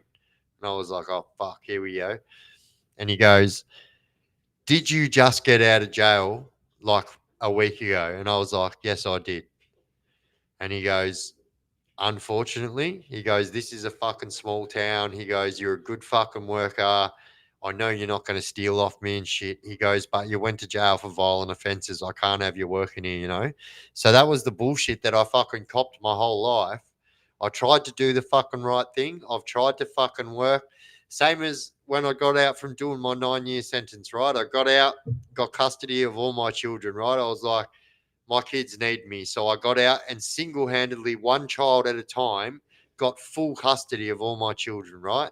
And then I was like, oh, holy fuck, I need to fucking get a job and stuff and fucking. So I got my crane license. When Harvey's in a fucking business with someone, I was trying to do everything the fucking right way, yeah? I went Harvey's in a business with someone, was getting up at 3 o'clock in the morning every day to drive an hour and a half to be at work at fucking 5 o'clock in the morning in my fucking crane truck. And yeah, I went Harvey's in a business with this guy. And yeah, so he said that he was going to Cockatoo to drive trains, right? So like big fucking like stock trains, whatever you call them, but big fucking trains, those things that go past for half an hour. Anyway, he's like, can you watch the business, run the business, and I'll go. And I was like, yeah, no worries. And so anyway, got to the 9 week mark. I'd been doing fucking like 14-hour days, 15-hour days, and literally was not getting paid. It got to the 9 week mark without not getting paid. I'd bought my own house, right? By this point, I got out of prison somehow with a fucking incredible fucking credit rating. And I bought my own joint. I bought my own car. I bought my own bike. I had everything, literally 6 months of being out after doing 9 years. And then 6 months after that, I had nothing. Like I lost everything because this guy wouldn't pay me. I had to pay for a house. I had 3 kids living with me. I had to pay for schooling. It was fucking crazy, man. And then I was like, you know what? And here's the honest truth, right? I was like, here I am slogging my fucking ass off every fucking day. And for what? And so literally, that was the day that I was like, fuck this. I am a criminal. You are good at being a criminal. Go fucking be a criminal and fucking provide for your family because you're being a piece of shit right now and not providing for your family. And it was a no brainer for me. It was like, Biff, you know how to be a fucking criminal. You know how to fucking make money. That's what you're going to do and make money for your fucking family. I ended up in jail again, didn't I? Locked up again. And then, yeah, that was the final straw for me. That was it. Left the bike club life, left everything. I was like, I had a fucking epiphany in that cell. And I swear to God, I literally knew that I was going to do social media. I just didn't know how. And here we are. Cheers, frothy fucking Fridays. Now it's fucking session Saturdays. It's so hard to get a job when you've been in jail. It's so unfair. And you know what, too, Janine? Here's the thing what people don't talk about. It's almost impossible to get a house, too, right? So if you are a convicted criminal, most states will not allow you to get a house if you are a convicted criminal. So um, these are all the things that you don't get fucking told when you're talking about becoming a criminal and a bikie and this and all that. They don't tell you that when you're fucking 40 years old, your life's going to crumble into a fucking heap because you can't get a loan, you can't get a house, you can't fucking get a job, you can't do anything. Yeah,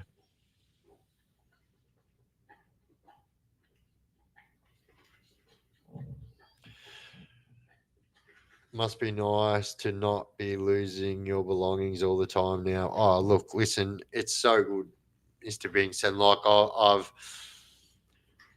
yeah, never been so responsible in my life. Do you know what I mean? And, you know, oi, Zeus, no more. No, Zeus, no more. No, no one wants to hear you sloshing yourself. Just got to find the right real estate. Yeah, that's right. And obviously, and once again, had it not been for Jess, I wouldn't be out with a real estate right now. Even though I have a pretty impressive real estate history, doesn't matter when you're a fucking criminal, yeah. And I promise you, and especially when you're a criminal with your name in the fucking Herald Sun and shit like that, it's hard. But once again, you're grounded, Biff. True.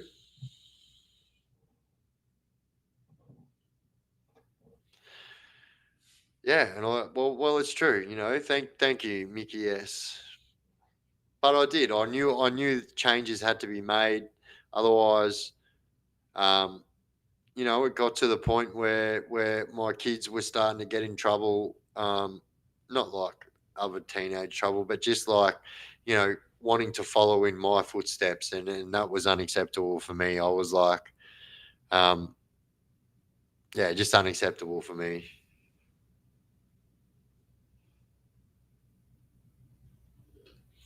People rip your stuff off all the time. Fucking hope they do.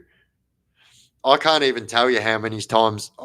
Oi, last time I got locked up when I done my 9 year sentence, I was doing really well. Yeah, like ill-gotten gains, but it doesn't matter. I was fucking doing really well. I had a VY R8 Commodore Club Sport. Um, had a bike. Had fucking about 40 something thousand dollars worth of Scarface memorabilia. I actually prided my Scarface collection actually. And so last time when I got locked up, I lost everything in one foul swoop. So all of my Scarface memorabilia was in my club sport. So I literally drove to Queensland with my club sport full of my Scarface memorabilia, the coins from my granddad, all that shit. And I lost it all. I lost it all last time I got locked up. Like fucking, $30,000 car, fucking $20,000 motorbike, $40,000 worth of fucking Scarface stuff. That, like, I know some people are sitting there going like, "Oh, who cares? It's only Scarface stuff," but it doesn't matter. It was a collection. It was something that I prided myself in, and yeah, I lost it all for what? Stupidness. Tobacco wars are really turning into something. They are. 100%. People ask me to do videos on all the time, but yeah, no, sorry, I'll steer clear of that one. But did you see what the Australian government said yesterday? They said they are willing to lose.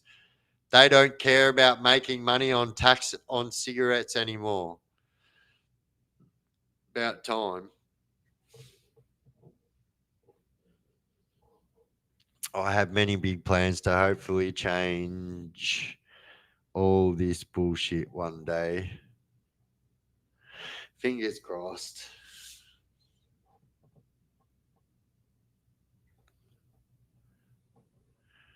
And you know what? Like, I know you guys think that Jess is talking about me, but she's not. She's actually talking about what she's saying is ex-prisoners shouldn't have to go through this. And if she, succeeds in what she's trying to do, then they won't.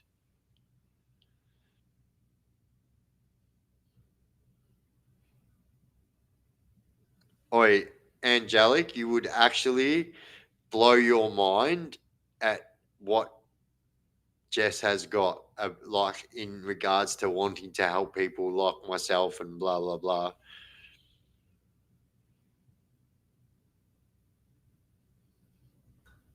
Yeah, I used to do the same, Robert. I don't do it anymore because, like, some of them might take that invite and then I'll have to go to jail for the rest of my life because, like, they ain't getting me.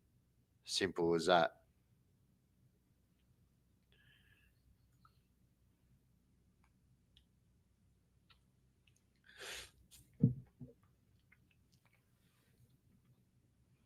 They will wish they had Ambo insurance if they came to my house, I promise you. Yeah. Oh, bullshit. That's something that I would like to do in the future as well.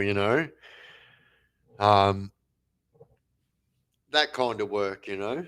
Helping because, like, here's the thing, right? When you've done fucking the majority of your adult life in prison, you learn very quickly that there's nothing for us people leaving prison ever. Um, you know, Once again, I'll use myself an example, but like the Victorian Governor General was like, no, no, no, we don't want to give Biff fucking parole here. He's a bikie. He's on non-associations. He's going to have to get parole in another state. That's bullshit. Are you in Ballina now? I mean, you're close. You're close, right? You're close. But this is how it makes me wonder where you're getting your info from because, like, anyone knows that is so close to the town that I live in. If you would rearrange that letters, scroll up. If I was asking about Castle Law coming in so we can legally defend our homes, what'd you say? I can't wait. If that's the law that needs to happen, um, but I think that everyone thinks that that's going to be like some saving grace for everyone, and that's going to stop this fucking sudden influx of fucking home invasions. It's not. Ballina is near Nimbin. I know exactly where Ballina is. Um, yeah, that's just missing one letter, and that would be the actual town, my hometown name. Close. I reckon if Castle Law was brought into law, it's. I think so too, right? And this is the truth, right? So when Castle Law comes in, there's going to be one or two or three or four or five people that go way too far and don't understand the law, and they will end up taking the lives of these young people that come to their house. And that is what will deter people because people will be like, fuck, man, um, these Aussies are crazy. Let's fucking. Yeah, anyway, I just said that, but yeah, I'll email you and we'll chat on the phone. Yeah, sweet as. When's the time for voting? Then they say they will work on the Castle Law and lie. Yeah, 100%. It's the only time you hear these fuckers say that they're going to do anything about our fucking crime, our fucking youth crime problem. Like, seriously, look what their fucking result was. Like, let's just get some fucking pumped up fucking St. Vincent's bins and call them. We'll spray paint on them and we'll call them fucking machete bins. And then we'll tell the government that they cost our company $360,000 to make. Whoever was making those bins, I swear to God, they've made 10 bins. They'll never have to work a day in their life. Shit, Biff, surely you couldn't have moved to New South Wales. No. If Biff's cool with that angelic, yeah, sure. What? Why you have to ask my permission? Oh yeah. So I thought Jess was like saying like, is that? Yeah. That's cool. That's cool. If someone has to come into your home with harmful intentions, are you really going to hesitate defending yourself because you? I don't give a shit. I don't give a shit. I'm a serious violent offender, although I haven't offended in fucking almost 5 years now. The truth is, right? I don't care. My family live at my house. Um, my people that I love live at my house. If someone comes to my house who I don't love, like I promise you, I will take the law into my own hands in ways that most people wouldn't. And I don't care. I will protect my family. I will do 10 life sentences 10 times over for each one of my children singly. And so, you know, um, that's as real as how it gets. Could interview some old Melbourne graph artists who did time and are now somewhat famous artists in the country too. Yeah, that'd be mad.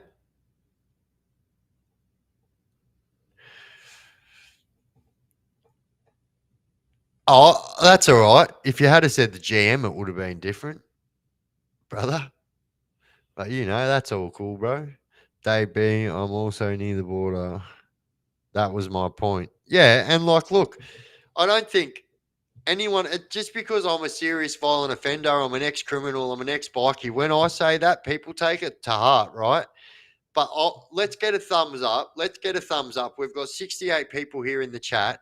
Let's get a thumbs up of how many people in the chat right now would act aggressively if a group of teens came to their house where their family are. Like, it's not like I'm the only one that would do this, but I'm just saying I would probably act in ways that people would not see coming.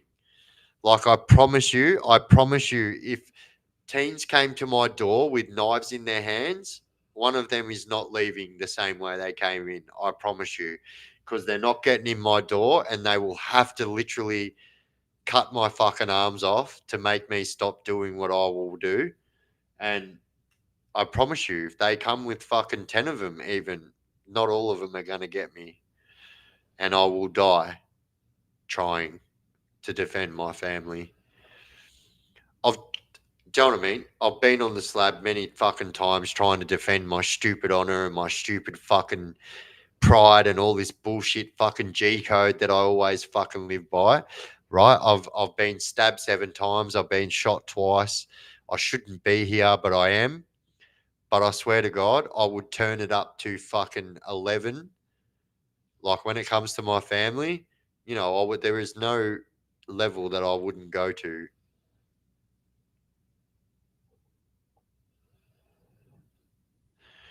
We had knives waved at us before. Bullshit. See, this is the fucked up thing about it. 10 years ago, you could say to someone, have you ever had a knife pulled on you? And they'd be like, what are you fucking talking about? I live in the fucking eastern suburbs. I don't fucking knives are for the kitchen. But now, 2025, it's pretty hard to say to someone these three things. Do you know someone that is affected by meth? Do you know someone that has been to prison? And do you know someone that has been involved in a knife crime? If you live in Melbourne, that is very hard to not fucking fill all of them three boxes. I promise you. 2025. Biff, I just bought a 4-foot heavy chain today for extra protection. I'm going to call it my rosary beads. Fuck yeah. So, bro, I will one day soon, right? And the only reason I haven't done it is because I was about to move. So I didn't want to show people my fucking makeshift security system. But you can do things to your home legally that your real estate can't say anything about. And you can make your house so much more secure than if you didn't do that. And yeah, I'll do a video one day on it actually, just to show you guys how safe you can make your house with so many simple things. And it doesn't matter. You could have 10 kids kicking at your door and it ain't coming in. It ain't coming in. And you can open it like a normal door. You don't have to fucking add metal or steel to it or anything like that. I promise you, you do this one thing that I do to my front door, and ain't no mofo coming through that door. And if they do, you've got about 2 minutes at least to get yourself prepared if they do. So when they do come through, you can just go, Hadouken! And get them out. I got a Coles trolley bar always. Yeah, look. So it doesn't even matter. You can be a serious violent offender and you can own a cricket bat and some cricket balls. You can own a baseball bat and some fucking baseball gloves and a few baseballs. True fact. I have roller poles laying around. All right, I'll tell you something, right? So you can get these things, right? You can get these things from Bunnings. You can get them from BCF, and they're like tent poles for like big fuck off, like marquee style tents, right? These poles are like 30 feet long. And if you know the ones I'm talking about, they've got like 3 different levels. You wind them out and then tighten them like an old school broom handle, and they do not fucking open. You can tighten them, and I don't care. They do not open. You put one of them from your fucking front door to, and I don't care. No one's front door is 30 fucking feet away from the next flat surface. So you can add one of those and you can put that there, and I promise you they ain't getting through that. And then in my video, I will show you guys some simple things that you can do to your house to make it fucking retard teenager proof. Just saying, most of them are going to be weighing 57 kilos wringing wet, and that's on a fucking like good day. So like, yeah, it's very hard for them to get in your door when you're fucking taking security measures like that.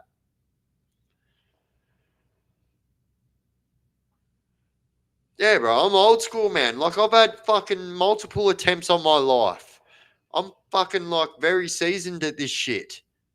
So like when fucking hit squads are coming to get me and they're not getting in, fucking little fucking spastic teenagers with fucking steak knives and shit aren't getting in. And plus, I've got big fucking dogs too, yeah? And I will never ever send my dogs out into the yard if something like that happened.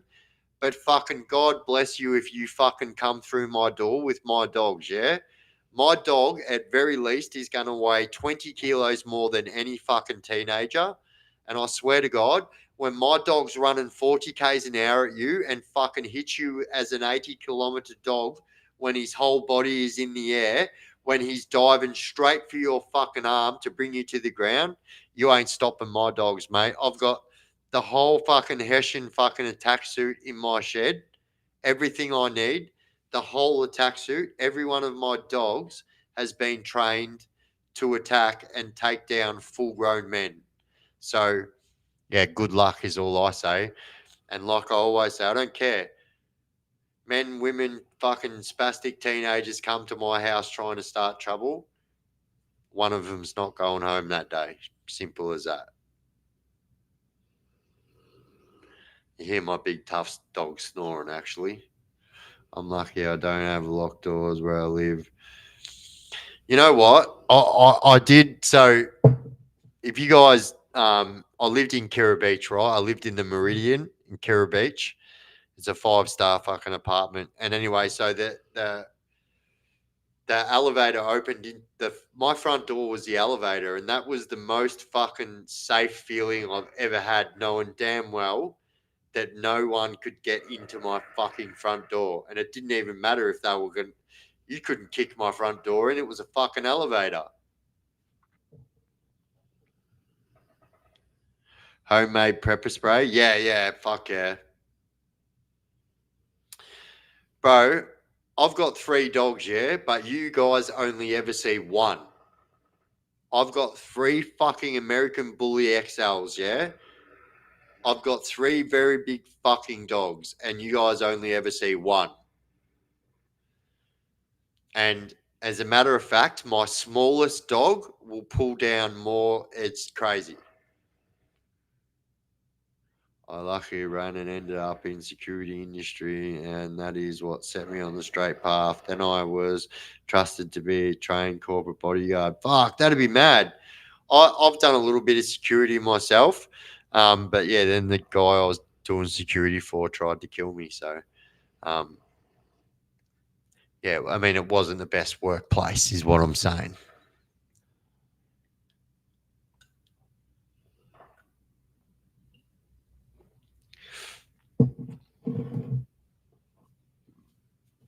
Excuse me.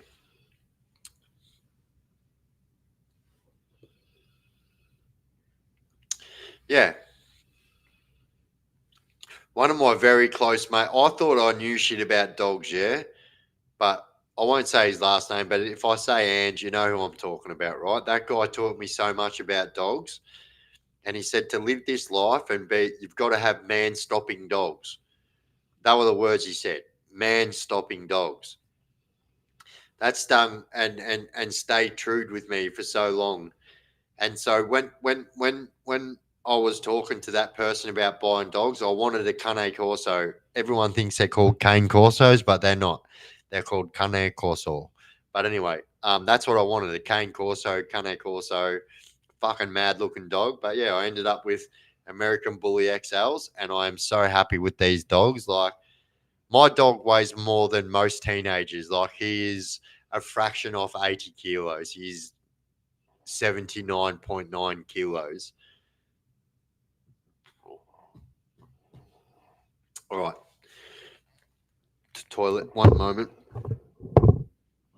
So remember, I've got MS2, guys. So, like, if I need to go to the toilet, I've got to go. If I fight it, I'll probably wee. I'm just saying.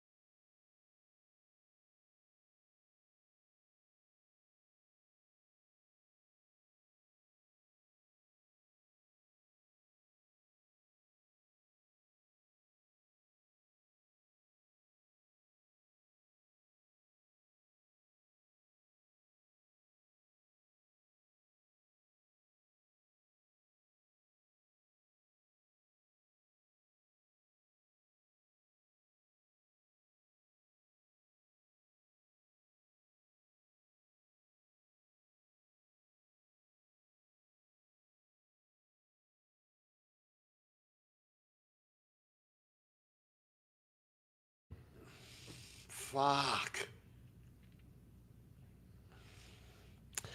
Fucking hell. Anyway, I'll go back through it again. I said, who else knows Morse code? Hence what I was doing on the. Anyway, who else knows Morse code? And then I said, I actually know how to type this code that the FBI doesn't even know how to crack.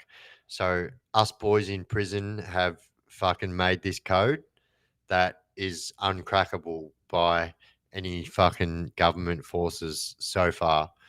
And there are like, yeah, this is a real fucking thing. And I promise you that the FBI, everyone's tried to crack this code, but they can't get our code.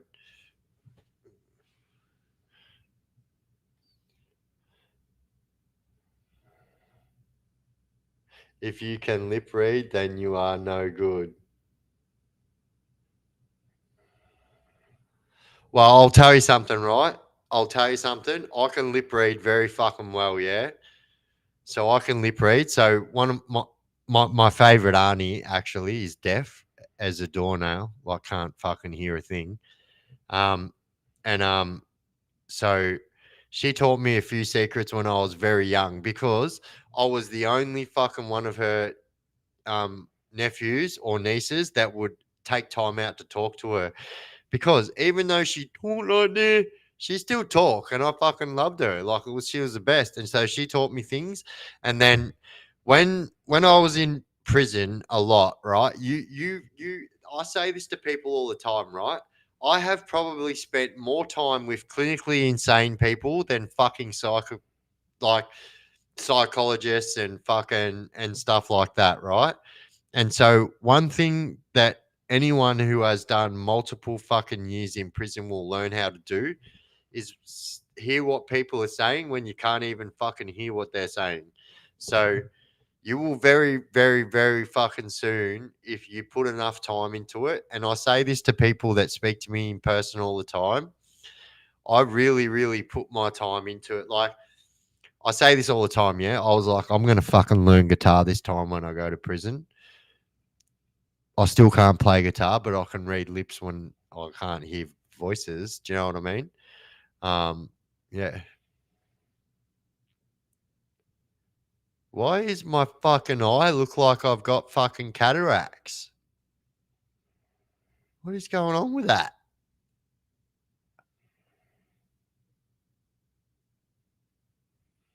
Ah,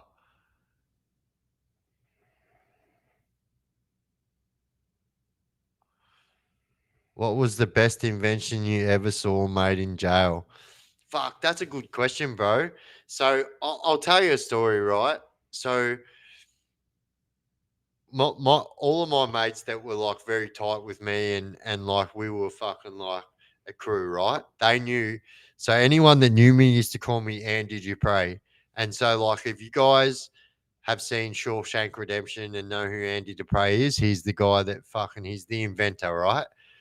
And so people learned very quickly that I would go above and beyond to try and fucking beat the system, right? And so when I was at MRC, I remember one day, right? I got caught, right? But the only reason I got caught is because I got snitched, yeah.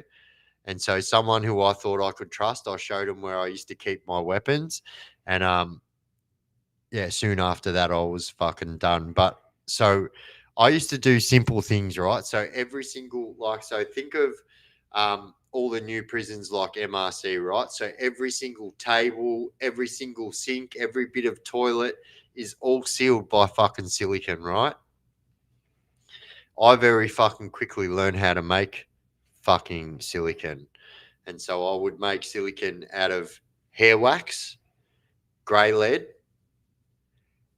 and a little bit of grey pencil, right? And I swear to God, I would get the same consistency of silicon and I'll rip every single bit of silicon out of my cell and I would just stash shanks in there and fucking phones and drugs and fucking, well,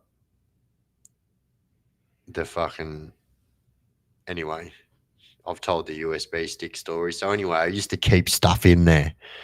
And so yeah, people used to call me Andy Dupree because like I used to fucking like making stuff, but I used to make things disappear, right? And so I had a fucking I had this I'm a disappearer, yeah. So like anyone that's done prison time knows that someone with my talents is absolutely the best fucking person on the yard. So like sometimes, right, things get used in commissions of certain things and they have to be disposed of. And how you dispose of them is like crazy, right? Because you've got to literally be one step ahead of anyone who is one step ahead of everyone else, yeah?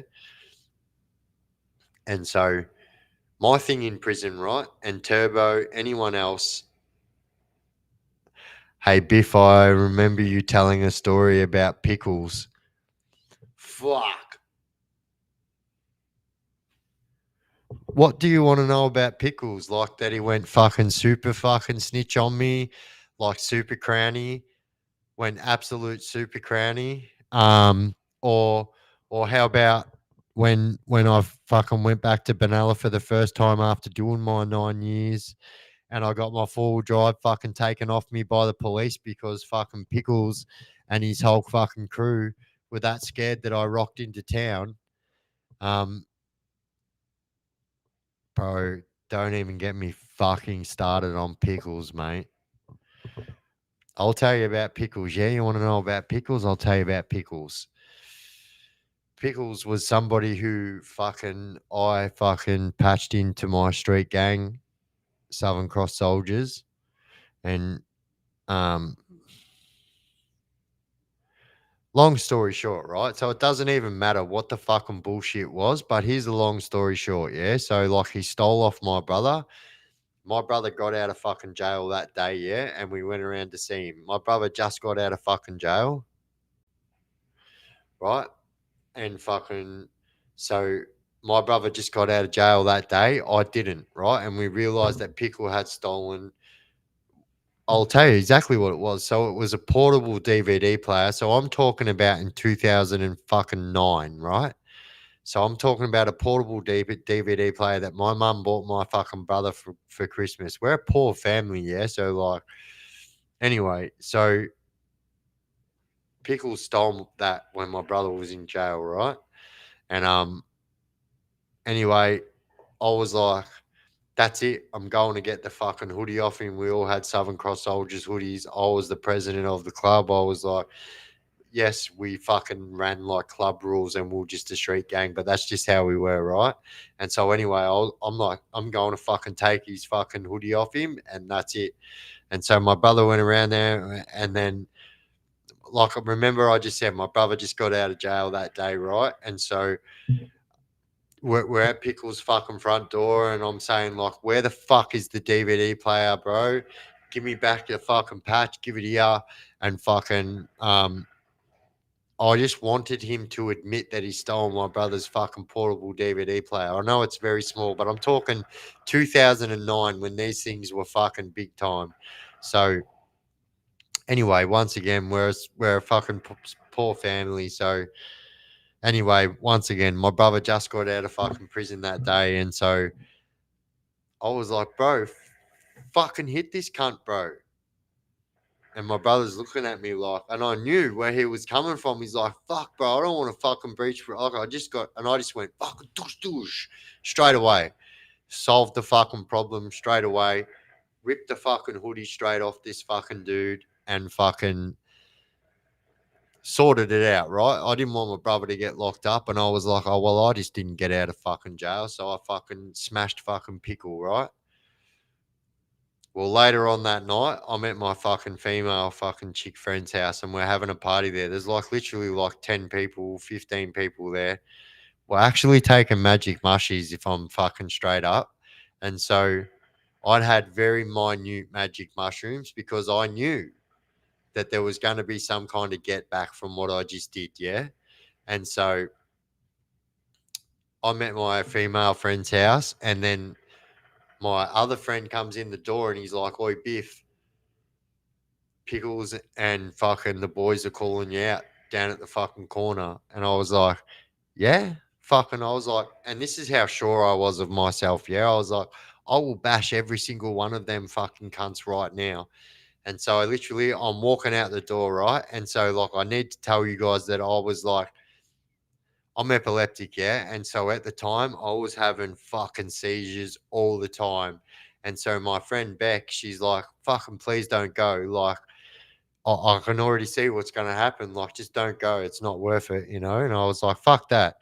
I was like, if these fucking cunts are calling me out, I'm going. And I don't even care. I go because I don't want everyone saying next week that I've been called out and I didn't fucking go, right? So I fucking went stupidly. And so on the way out, my friend, I won't say who, gave me a rounder's bat, right? So if you guys know what a rounder's bat is, it's a miniature baseball bat. It's a baseball bat that's about that long, yeah.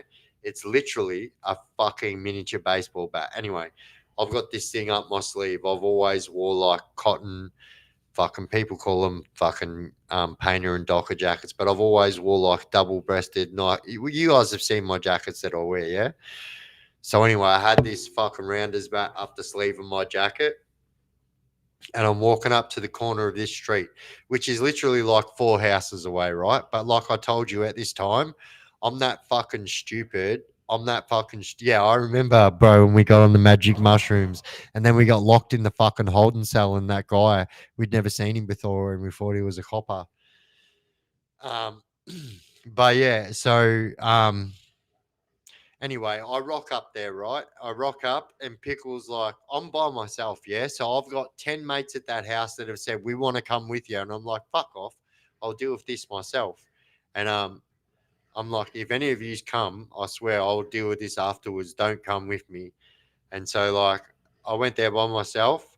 And so, like, straight away, Pickles is like, he's like, what, you're not so fucking tough now, are you? And like, I literally said exactly what I said to my mate straight to his face. I said, bro, I'll bash every single one of yous right now. And fucking, and so I seen him like, I thought he was swinging his fucking hand at me, right? And like, I went to duck it, yeah? So I thought he was fucking throwing a fucking left hook, something like that, right? But he wasn't. He was actually pulling. So he had a Harley, yeah? So he had his Harley stand, and he grabbed that Harley stand and he fucking put it down his shirt, right? Now, I don't know if you guys know what a Harley stand is. It's 100% solid stainless fucking steel. It's a big bit of stainless steel. It's about that big. That's got a flat fucking square on the bottom of it, right? And so, anyway, keep in mind, I said I've got my fucking rounders bat up my sleeve, right? And so, anyway, I rock up. I'm being a hero. I'm like, but I'll smash every fucking one of yous right now. This is how sure I was of myself and how fucking dumb I was. And so straight away, he's just gone fucking whooshka. And I thought he was going to fucking hit me. So I've gone to duck, yeah? And when I've gone to duck, he's just gone fucking bang and crowned me straight across the top of my head with this Harley stand, right? And so, so this is another time I got my fucking skull fractured. Actually, it's on this side. You'll be able to see the scar in a sec, right there, right? See that?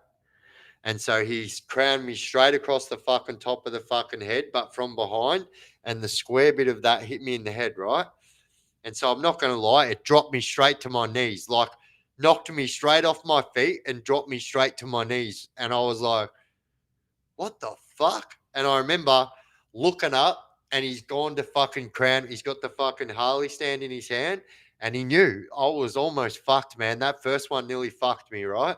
And so he's gone to fucking crown me again with the fucking Harley stand, and I seen it right at the last minute. I just went bang and fucking grabbed it like that, right at my fucking head like that. And so he's gone to pull it out of my hands, and he's literally pulled me from my knees straight to my feet. Worst mistake he could have ever made, right? And so this is exactly what happened. So I've just gone, you want to fucking hit me, motherfucker? And I went whoosh, pulled the rounders bat straight out from under my fucking my shirt and went fucking bang and fucking wound up a fucking hit, man, and fucking hit Pickles straight across the fucking face with the baseball bat. True story, right? Pickles' eye popped out that night. I literally split pickles from here to here, right? So he was split from one side all the way to this side, yeah. And I swear to God, his eyeball was hanging out on his cheek, yeah. And so anyway, I was like, bro, there's 6 of them here. I'm just taking them all out. So I literally just started going donk, donk, donk, donk, and I dropped 4 of them, right? And the other 2 fucked off and ran away. So my mate that lived straight across the road heard it. He was inside and he heard me yelling, and he was like, fuck, that's fucking Biff. And he's come running outside and he goes, all I heard was fucking donk, donk, donk. And he goes, bro, there was dudes laid out on the fucking street and you're standing there going, I fucking told you, cunts. I fucking told you what would happen. Right? So what no one knows is what actually happened later on that night. So my friend, my female friend whose house I was at, she's like, we've got to take you to hospital. You've been hit in the head. You're going to have a seizure. And I was like, no, you're probably right. I was like, but don't take me to Benalla Hospital. Take me to Wangaratta Hospital, because I knew that, like, man, I just fucking laid 4 dudes out with a baseball bat, right? They're gonna fucking tell on me, yeah. So I was like, I knew I was fucked up.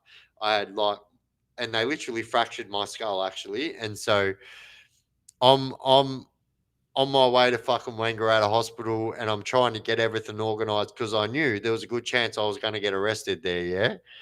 And so anyway, I rock up to Wangaratta Hospital. The nurses are being really nice.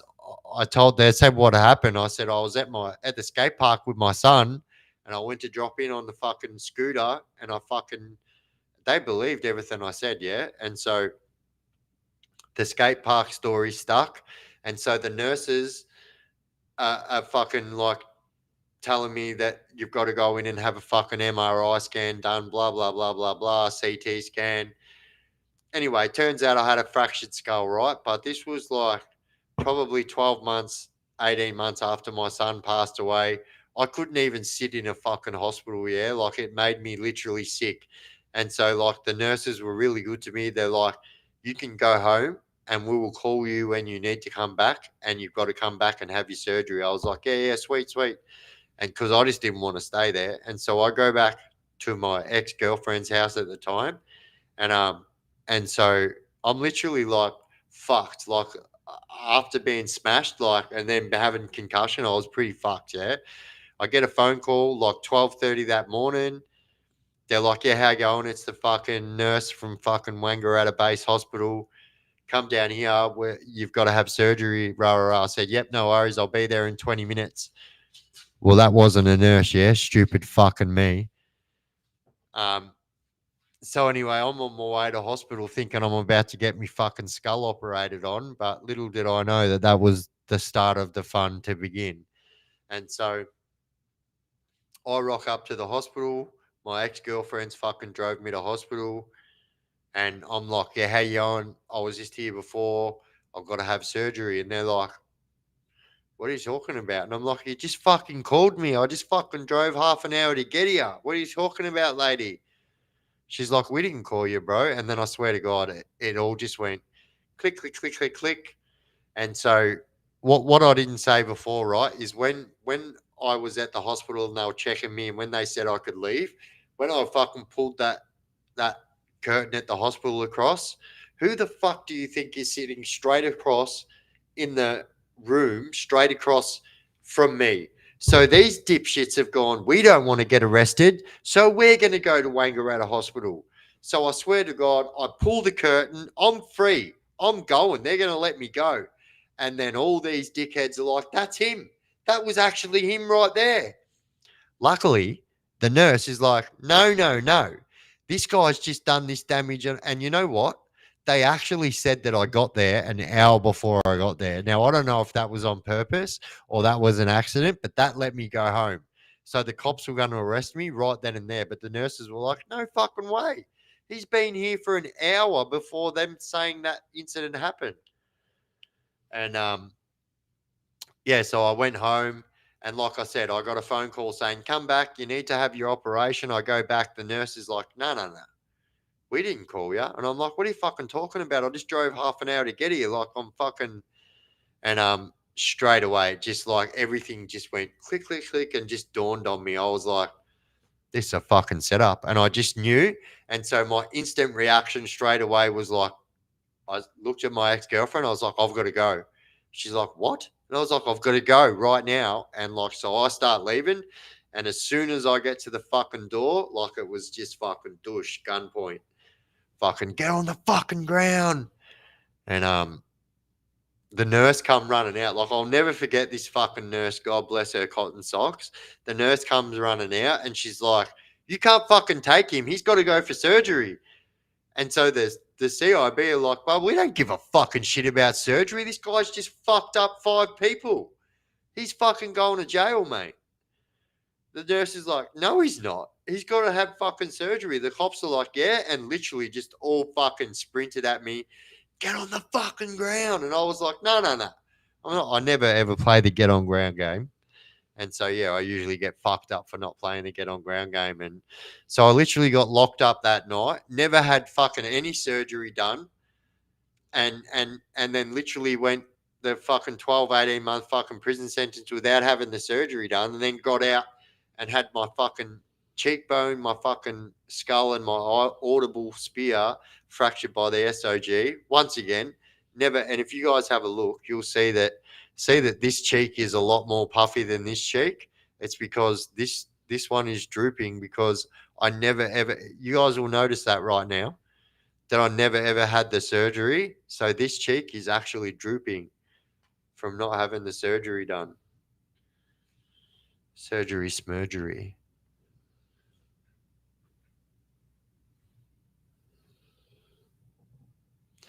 Poor Pickles, the window washer. Always in a pickle. Yeah, look, so what can I say about that, bro? You know what I mean? Like, I think I'd done what anyone would have done in my fucking shoes that day. Do you know what I mean? I was fucking dead set, smack bang in the middle of the gang life. Someone ripped my family off and then was going to hit me in the fucking head with a fucking steel bar. Like, yeah, game on, mate. It's like fucking Donkey Kong on right now. Who's your boy? You need to go to the toilet? Yeah.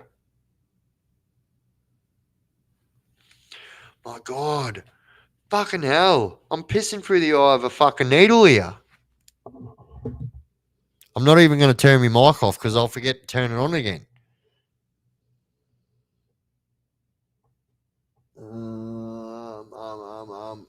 All right, I've got to go fast. Literally.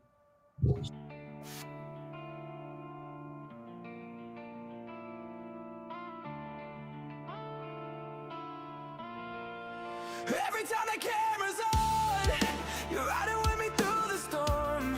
From the stories to the struggle, yeah, you've been there all along. Oh. Late nights, real talk, true spilling through the mic, and the chaos crew shows up every single time.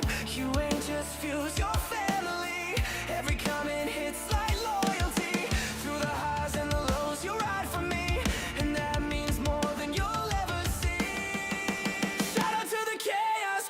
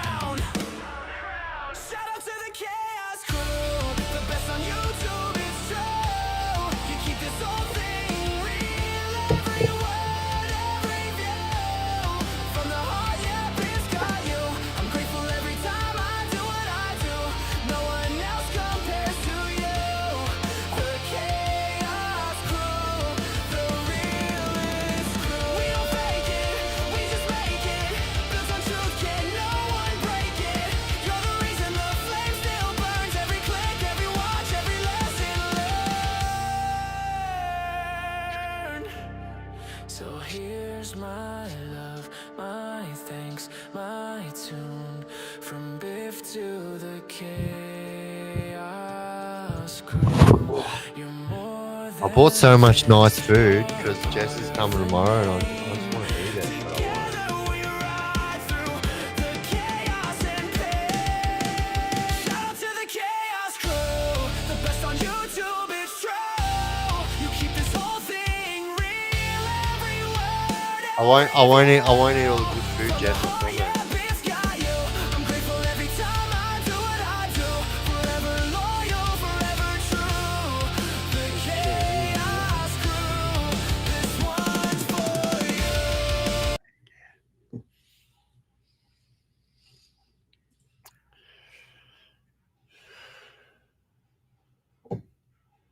Wait. Oi, Turbo. Oi, Turbo, can you remember fucking I'm not gonna say his real name. I'm just gonna say a name that rhymes with his real name. Can you remember Pony Snuliani? Can you remember Pony Snuliani from? That's not his real name. I'm just saying a name that rhymes with his name. Can you remember that guy? What?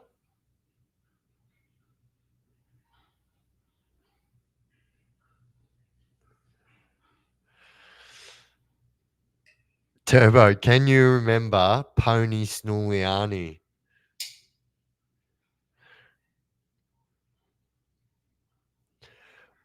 Oh, Harley Hicks. Oh my god, don't even get me started on that little fucking piece of shit. So when I was at fucking MRC, Harley Hicks, which is the guy that killed the fucking baby in fucking Bendigo, when I was in fucking MRC, I worked in the fucking kitchen, right? So, hey, what the fuck? That's cool. Look at that. Doo-doo. Anyway, yeah, Harley Hicks. So, he's a little piece of shit. When he was in the main, he actually was working in the kitchen with us at MRC, and then I can't remember exactly what happened, but we put him in the dishwasher. So they have these automatic dishwashers that run on conveyor belts, and they go through this big. Anyway, we put him through that because he's been a little smarter. So I can't remember the exact. Anyway, he didn't come back to work the next day. Right? He was like, "No, I'm getting bullied," And mate, he was being a little maggot, like such a little maggot. And then so what he done? Oi, Turbo, do you remember fucking Do you remember Shaky Nick? Do you remember Shaky Nick? Can you remember this? Remember when fucking Harley Hicks and fucking Shaky Nick were both in Chilwell and we were in Cambridge, bro. So we're in the same yard. And remember, can you remember what happened, bro? Harley Hicks said that fucking Shaky Nick fucking raped him and literally got his smashed his razor blade up like his fucking big three, took the big three fucking to his fucking bum crack and split it, and then went to security and told him that Shaky Nick fucking sour graped him when he didn't and never ever would ever do that thing. Shaky Nick is a fucking legend. And then so we all legitimately thought that it really happened, right? And so next thing you know, Harley got out. Harley got out on compassionate grounds. He was in on a fucking armed robbery and he got out on compassionate grounds because he lied and said that fucking Nick fucking took his fucking bum. And so anyway, this was like kind of all because like things happen in prison, but things happen in prison all the time, so you kind of forget about it. Yeah, so I've moved on by this time. Like I'm sentenced, I'm already at Port Phillip for fucking 12 months, and they're like, all right, we're going to send you to Barwon with your brother. I was like, fuck yeah. But anyway, they never do that. But anyway, the first day I got there, I remember it. So many things happened. So the first day I got to Barwon was the day that Tony Mockbell got out of the slot. So Tony Mockbell had been in the slot for 8 years. I knew he was getting out of the slot that day, right? I had about 100 fucking parcels from him from one of my mates that you were allowed to bring, but you just couldn't buy them at that prison. So I literally had, you should probably laugh if what it was actually. I'm not going to say out of respect. But anyway, like on that same day, so many crazy thing happened. So fucking like I said, that happened. One of my fucking mates from my hometown rocked up, and then I seen Shaky Nick. And so I remember walking around with my brother, and my brother's fucking going, fucking, oh yeah, this is so and so, when you get to a fucking new jail, And fucking Shaky Nick, I see Shaky Nick, and I'm like, bro, I don't fuck. I was like, bro, I should attack this fucking dude, bro. Like, he's fucking, And then he's like, no, no, Biff, please, please. And then saying to my brother, like, fucking Husey, please, please, just talk to me. And like, I will explain. And I'm like, all right. I go, I'll tell you what, bro, you've got one lap. And then, like, do you know what I mean? I can't have people fucking seeing me walking around with you if you've got these accusations against you and you fucking. And so he told me exactly what happened. So, and that's exactly what happened. So the charges were all dropped, and that's why Nick was let out of the slot. But he said to me, right? He goes, bro, he goes, I've spent the last fucking 9 months at MRC slot. He goes, with the fucking security coming in and smashing my fucking face in every single day because they thought that I fucking sour graped Harley, right? And he goes, bro, he goes, like, you know me, Biff. He goes, like, how much jail have you done with me, bro? He goes, I'm not a violent person. And he's really not. And like, I'm looking at my brother going, like, fuck me, bro. Like, this is crazy. I'm like, what the fuck? And, and that was a fact. Like, that's actually exactly what fucking happened. So that little Harley Hips maggot, that was the last sentence he spent in mainstream, the little fucking dog. And then so obviously I knew exactly what he looked like. I fucking knew the guy, like he was in the fucking kitchen with us boys. And then fast forward probably 3 years after he got sentenced, right? I was at Port Phillip prison, living my fucking craziest jail life I could ever live, and was a very fucking violent person. And I was so angry with my fucking life and everyone in it. And I just was violent. And so I was actually in the slot at this time because I fucking nearly bashed a dude to death in my unit because he was on the phone to his missus, and my mate Ange was going through his murder trial, and he was fucking air raiding on the phone. And I was like, fucking shut the fuck up, bro. My mate's only day off court, and you want to sit here and air raid on the phone at 8 o'clock in the morning right out the front of his cell. Anyway, he's like, sorry, bro. I went back to bed, got back up. He was fucking air raiding again, right? And so I was like, bro, shut the fuck up or we're going to have dramas anyway. I went back to bed, got back up, smashed his fucking face in, went to the slot for it. As a matter of fact, I'm actually going to be interviewing this screw very soon, and she's going to tell you about that. That was the only time she ever had to push the emergency buzzer in prison was for me because of what I was doing to that guy for calling me a rat. Because this is exactly what happened. I was like, bro, shut the fuck up. How many times do I have to tell you? And he's like, fucking hell, bro. He goes, you've been trying to fight me all week, you fucking rat. 8 o'clock in the morning, bro. I'm standing there in my boxer shorts, bare feet. I'm not ready to fucking fight this 6 foot fucking 650 fucking kilo fucking big fat dude. And I had to, but he called me a rat in the middle of the unit. But anyway, that's what I was in the slot for. And yeah. You should do a video with one of your kids on how having a parent in jail only if you want to. Look, that's something that I would like to do, but obviously, like my kids have only just starting to become of age, and obviously, I don't want to get my kids involved in anything. I would ask my kids if that's what they want to do, and I would imagine that my boys would want to do that, and tell you exactly what it was like growing up with a dad in prison. Not only just having a dad in prison, but what it's like having a dad in prison for so long.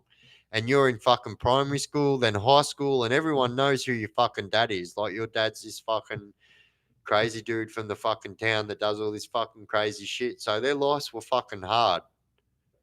And yeah.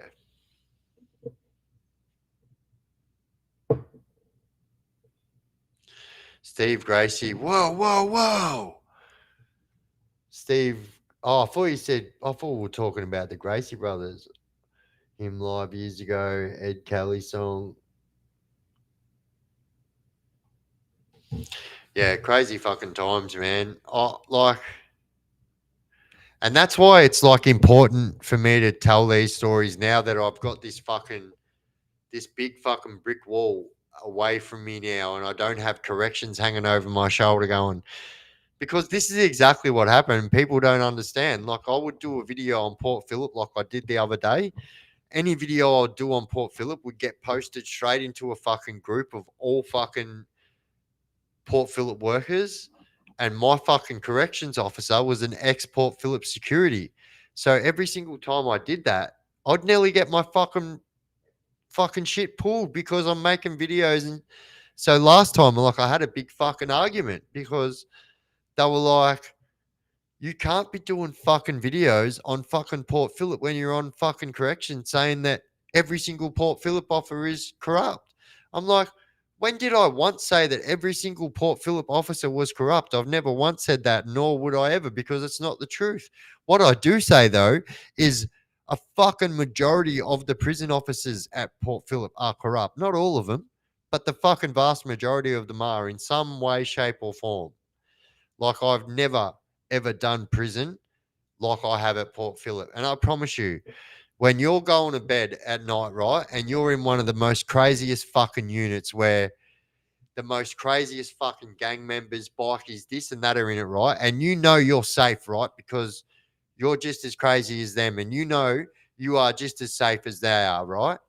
But when you know when corruption is that fucking bad, when you are fucking scared in your own fucking cell, is tonight going to be the night that my door gets fucking cracked and I get ran in on? Like, that's scary, yeah? I don't care what anyone fucking says. If you're in a maximum security jail and you know you're in a fucking unit that has no cameras, which Port Phillip did not until 2018, and I can't reiterate this enough. And when you're laying in your fucking bed at night time and you're hearing three doors down getting his fucking door cracked in the middle of night and getting ran in on by 10 crooks that he's got a fucking problem with, right? That's fucking scary. But when the screws are playing the exact same fucking game and they're running in your fucking cell and smashing your fucking face in the middle of the night too, if they've got a problem with you and they can get away with every fucking part of it, because guess what? There's not one fucking camera that can record anything that's going on. And you know what? Everyone was that fucking scared that they were going to get their fucking door cracked that night that they wouldn't say anything. No one would say anything. It's the fucking law of prison. You don't fucking say what goes on in prison. You just fucking sit there and you fucking cop it and you deal with it and you hope that you fucking get out alive. Do you know what I mean? And that unit that I was in, Scarborough South, like, I promise you, there isn't another fucking prison unit in the Victorian prison system that's had more people fucking die in it. And if there is, it's the one right next door, Scarborough North. Them two units, I'm telling you, take the cake. I'll tell you something, and this is the truth, right? You can look right now, Google it, how many prisoners die in Victorian prisoners every single day, and you will read that it's one a week, one a week. And if I tell you that 90% of them are all at Port Phillip prison, and that that whole fucking one a week goes for every single prison in Victoria. But I fucking promise you that 90% of those fucking stabbings all happen at Port Phillip prison because of corruption. I promise you, it is the scariest fucking place, man. Like, and you know, it's a lot for me to say that because, like, in my life, I've never ever been one to say I'm scared. But here's the truth, right? My whole point in why I do, is to try and fucking deter the youngsters from doing what I did. So the only way you can do that is by telling them how fucking real it is. And that is how real it is when you're laying in your bed at night going, fuck, am I even going to get to make a phone call in the morning? Like, or am I going to be dead? Like, that's as real as what it is. And there's no gray area. You know what I mean? In 2000s, PPP was known as the killing fields. Fucking oath, bro. And you know, bro, that's where we fucking cut our teeth, bro. That's where we fucking, bro, that's where we had no fucking choice but to grow up in that environment, Turbo. And like, I fucking hate it that we were actually made live that life, bro. It actually half by sickens me that at our age we were sent to those places and fucking ended up becoming the men that we became because of choices that weren't made by us, bro. Like if I had my fucking choice, bro, I know I wouldn't have been living that fucking life. But I lived that life because like I wasn't gonna die. It wasn't gonna be me. Do you know what I mean? Remember we had the whole Underbelly movie playing out inside for real? Fucking oath, bro. And no one will ever understand it, bro. Like no one will ever understand what it's like unless they've lived it because like movies and fucking documentaries and all this really don't do it any justice because I can tell you there is nothing that will ever can like prepare you to wake up in the morning at 8 o'clock in the morning knowing damn well right you're in the worst fucking unit in the prison system and you know damn well that this could be your last fucking day, yeah, because people are dialing on the fucking regular and I seen someone say in the fucking chat fucking oath, Turbo. Love you, bro. And and to come out the people that we have today, bro, is a testament to us, bro. Because like we went through that shit, bro. We went through that fucking shit, man. Which was fucking scary, bro. And I don't even care saying it, bro. I don't care. Right? All right, that shit turned me into who I turned into, but because it was scary, bro. I didn't want to fucking die. I knew when I got up that morning, I was like, well, listen, bro. If it's gonna be me or you, I fucking promise you it ain't gonna be me, bro, because I'm gonna be first, you know. But I hate that turbo, bro. I fucking hate it, you know. I hate it, but like, yeah, thank you, Luke. But it's true, true. But you know what? I'm so fucking glad, right? When I talk about this stuff that I've got Turbo here that like fucking went through every fucking part of that with me, bro. And like I've said, that Turbo's a little bit older than me, you know, and fucking so um I learned a lot from when I was younger off Turbo. As a matter of fact, true story. I say this a lot, right? So the way that I fucking kind of navigated the fucking prison world was helped by fucking Turbo. And yeah, isn't it funny the way things turn out, bro? Like I was the fucking young innocent boy on my first sentence, bro. Fuck, man, how shit just fucking changes. Like, do you know what I mean? Like, I still like think about it now, bro. Like, I go back and think, like, fuck me, bro. Like, actually, like, remember, like, my whole first sentence, like it was yesterday, every single fucking step of it. And I've said this a million times. I literally got one of my friends to bring in a jacket because it was cold in Benalla cells because they have no fucking roof on it. And the fucking jacket had 22 bullets in it. My very first sentence, I'm at the fucking Benalla police cells with my fucking dry as a bone on. It's got 22 bullets in it, right? I swear to God, they didn't even find them. I had four of them. And fuck me, bro. Like that was scary in itself because I was like, this is exactly what it was like. And this was, oi, Turbo, you remember back when the fucking buses were like buses, bro, when they used to have just one fucking wooden seat running up the guts of it. And I remember sitting in there and I remember saying to the dude, like, bro, oi, I need help. And he's like, why? You all right? And I'm like, yeah, I'm good. I'm like, but I've got bullets on me, bro. And he's like, get the fuck away from me, kid. He's like, what the fuck are you trying to? And I remember, like, what am I going to do? Like, what am I going to do here? I knew damn well I was about to go through the fucking metal detector.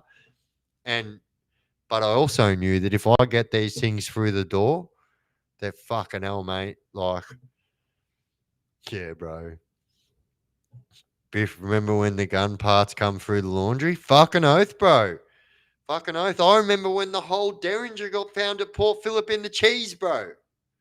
I won't say the legend's name because I respect him and he's a fucking legend. But I swear, I remember when the whole fucking gun was found, bro. The whole gun in a block of cheese. Fucking coon cheese, I swear to God.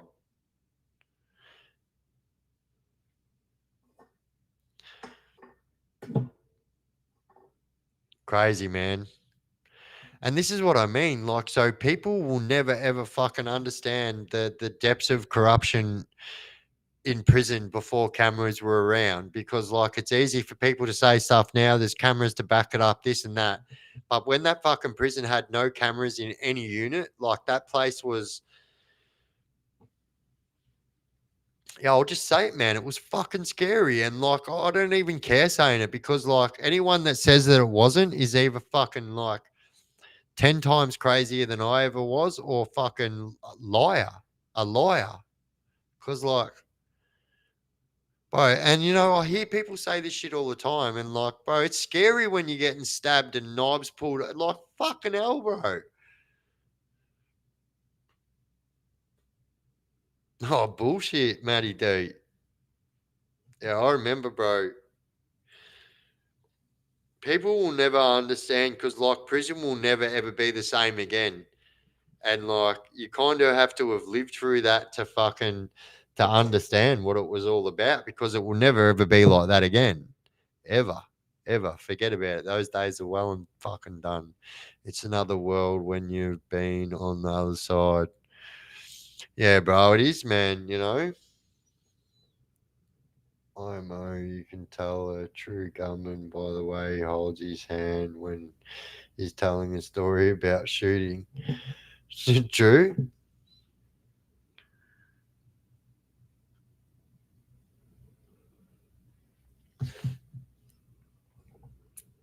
I don't know about this. This is too far. This is criminal. Oi, Matt. We are criminals.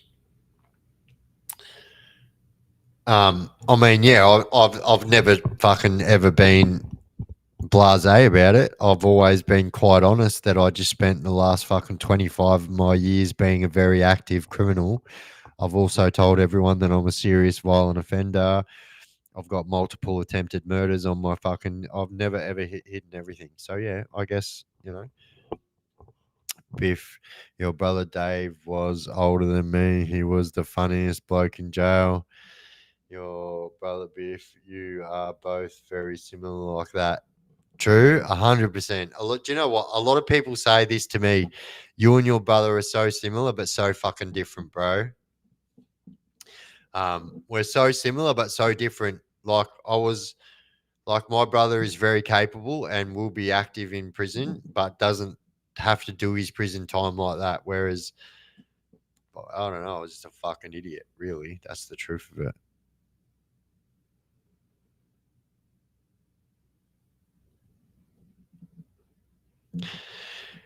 Yeah, bro. My brother was the fucking. It's bedtime for me again. Sorry. All right. Good night. Beautiful. I actually love that photo of you, Jessica.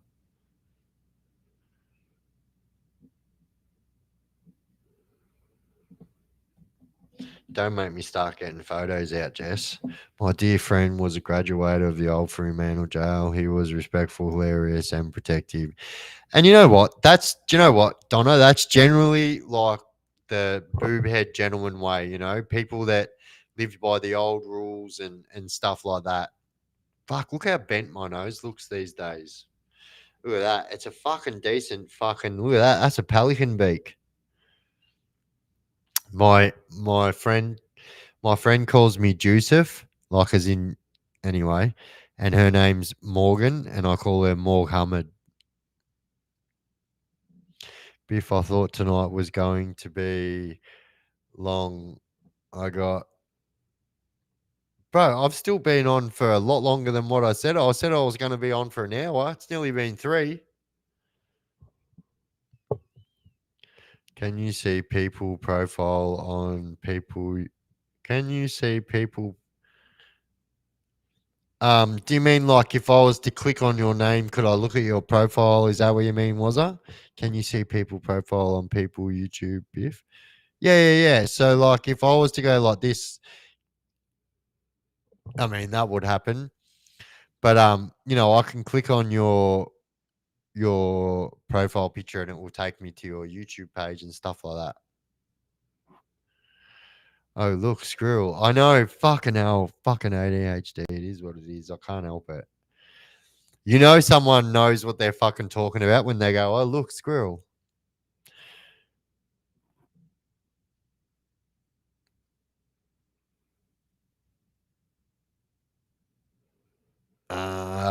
Did someone get you with a hard right hook, Biff? Bro, I have had my nose broken that many times, right? I literally had my nose broken 2 times on the one night, 2 separate occasions. Second time, just trying to fucking like get out of the situation from the first occasion. And like what was really fucked up is I literally moved to Surface Paradise because I was in trouble and I was on the run and I literally got arrested like 6 hours after being on the plane. And my mate and his girlfriend were like, "Nah, this is bullshit, mate. You can't be doing this. You've come up here to get out of trouble. If you get in any more trouble, you're going back home." I was like, "Yeah, sweet as." And so the next night we went out.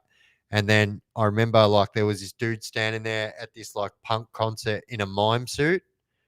And he was like, fucking, and I had like a black shirt on with white suspenders anyway.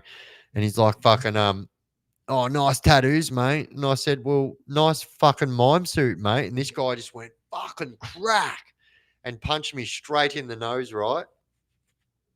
And I remember looking straight at my mate, Sim, and his girlfriend. And I was like, oh, mate. And I was like, bro, fucking walk away. Yeah. I go, this is your lucky day, bro. Walk away. Walk away. And so, anyway, he like walked away. I was like, oh, well, that worked all right. And so I walked away. And then I turned around and this dude was straight there and he just went crack and hit me again, right in the nose again. And I heard it break the other way. And I was like, fuck.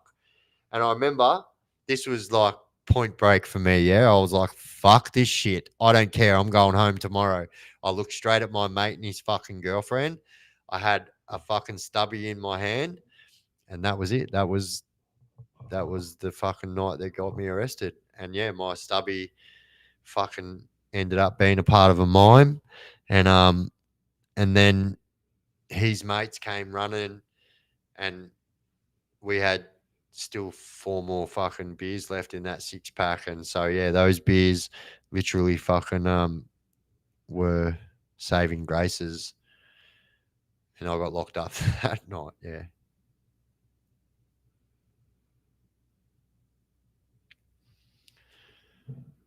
That was funny too that night. I'll never forget it. I can't remember the exact postcode, but I was in the cells for having a fight, right? And then my mate, who was actually living with me and my other mate, got locked up with me. He was like, fuck this. I can't let Biff get locked up by himself, right? So we're at Southport Watch House in Gold Coast. And we're in the cells, right? And this fucking dickhead walks in, right? And I'm like, I just knew what was going to happen, right? And I'm looking at my other mate and I'm like, bro, you can just go home. You know, you shouldn't even be here. Rah, rah, rah. Like, and I remember that dude just started throwing up gang signs, right? And he started going, I'm fucking 4013, motherfucker. And I was like, what? And he's like, 4013, motherfucker. And started doing all this shit. And I'm like, what? I didn't know what the fuck he was talking about. I was like, what are you talking about, bro? But when he started doing all this fucking hyper extensions in my face, it made me a little bit angry. And so next thing you know, me and that guy are punching on in the middle of the cell. And then my other mate starts crying. He's like, bro, you're never going to come home. And I was like, yeah, you're probably right. Um, so, yeah, good times in Surfers Paradise. Got my nose broken twice. And I'll tell you what, right? So, before I got arrested, so the first time my nose was broken, we actually went to the hospital. And so the doctor goes, all right, come through. It's your turn now. I was like, oh, yeah, sweet as. And I swear to God, to me, I was that drunk. It looked like he pulled out 2 chopsticks. And I was like, what are you going to do with them, doc? And he's like, well, I'm going to put them up your nose and I'm going to fucking break your nose back. I was like, no, you're fucking not. You're not doing that. That's stupid. That's a stupid idea, doctor. Don't do that. He's like, no, we got to do that. Otherwise, you'll have a fucking bent nose your whole fucking life. See, if I go this way, it's not too bad. How you going, Look at that. That's me fucking good nose side. But if I go like that side, it looks like I've just been hit with fucking gale force winds. Mike Tyson gave me a fucking left hook, and that I would win every school race by a fucking nose like a fucking racehorse. Where's Tex? He'd love that joke.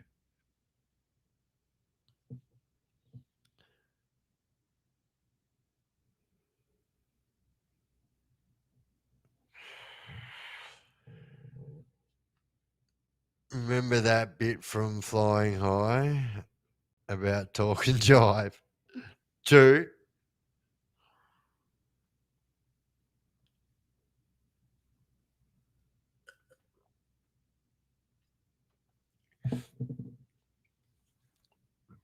Whoopsie.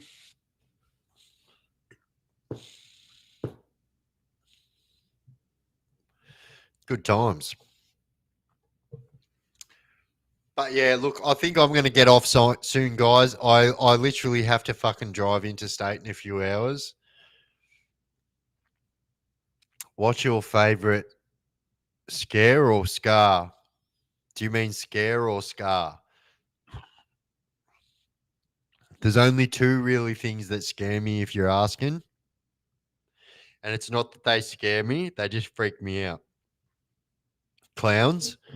So, like, if you come up to me with a clown costume on and you're like trying to be funny, guarantee you we're punching on. I don't even care. Next thing, if you come up to me with a nun costume on and with some kind of fucking scary mask with that nun costume on, I do not care. I will fucking fight you so hard and I don't care. I will fucking fight that nun costume off you and I will fucking like scares the fuck out of me if I'm honest. Like, not much. It's not even a fright. Do you know what? I mean, I guess it is. I guess it is, but I'm not like laying there at night time going, oh, I think the fucking nuns and clowns are going to come and get me. It's not that. I don't even know. It's when they fucking come up to you and shit. Do you know, like when people fucking like get in your personal space and shit like that? I draw the line at nuns and clowns. Like, I'm not fucking around with a nun. I don't care. I don't even care. And fucking God bless a poor nun who comes up to me and tries to fucking Hail Mary me or something because I'm not taking it lightly. Scar. What's my favorite scar? All right. I've got a few. Um, so probably my fucking, um, so when I got stabbed at the fucking dead ball, I've got a scar. All right. I don't usually do this very often, but fuck it. You can't really see it anyway. But anyway, you can't really see it except for my fat guts. But I've got a scar that goes from just under my sternum, that goes right through my belly button and goes to just above my pelvic bone. And so that was from.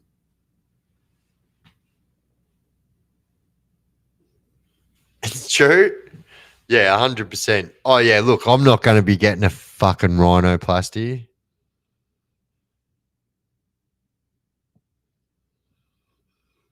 Oh, no way.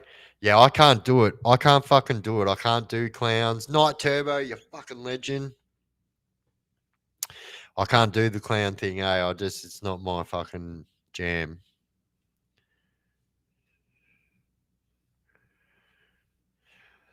But yeah, look, I think I'm gonna fucking I'm gonna head off too, guys. Um, I have to have something to eat before I go to bed. You can leave your hat on. No, I get it, baby. Take off your shirt. Yep.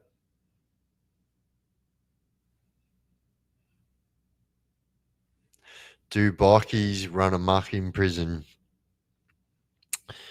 Yeah, I mean, but it's not like people think. Like people think that like because bikies have got this fucking stronghold on the outside that they're going to have the same stronghold on the inside, and that generally is correct, right? But most bikies, if they're smart in prison, will know that 90% of those people in there do not give a fucking shit about what patch is on their back. And if you're going to come into their prison and start fucking preaching all these fucking God rules and that, yeah, man, I've seen boys fucking that have nothing to do with bikies turn bikies upside down in a heartbeat, really quick. Yeah, need to look my best for Jess. That's right. Have my best sleep. Look my best for Jess. Have my best game face on. Do you know what? If I'm honest, I actually like making Jess laugh. You know, it actually makes me happy seeing Jess laugh. So I've got to have me good fucking game fucking shoes on.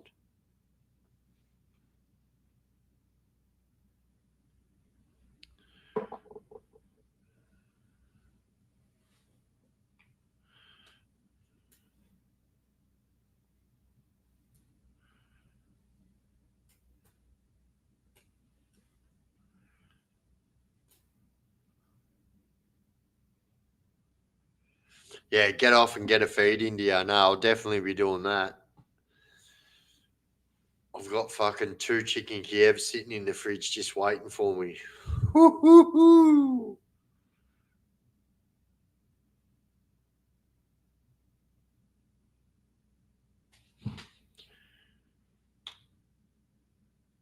I'll check my emails, guys. I'll check my emails. I know I've been slack this week, but like literally,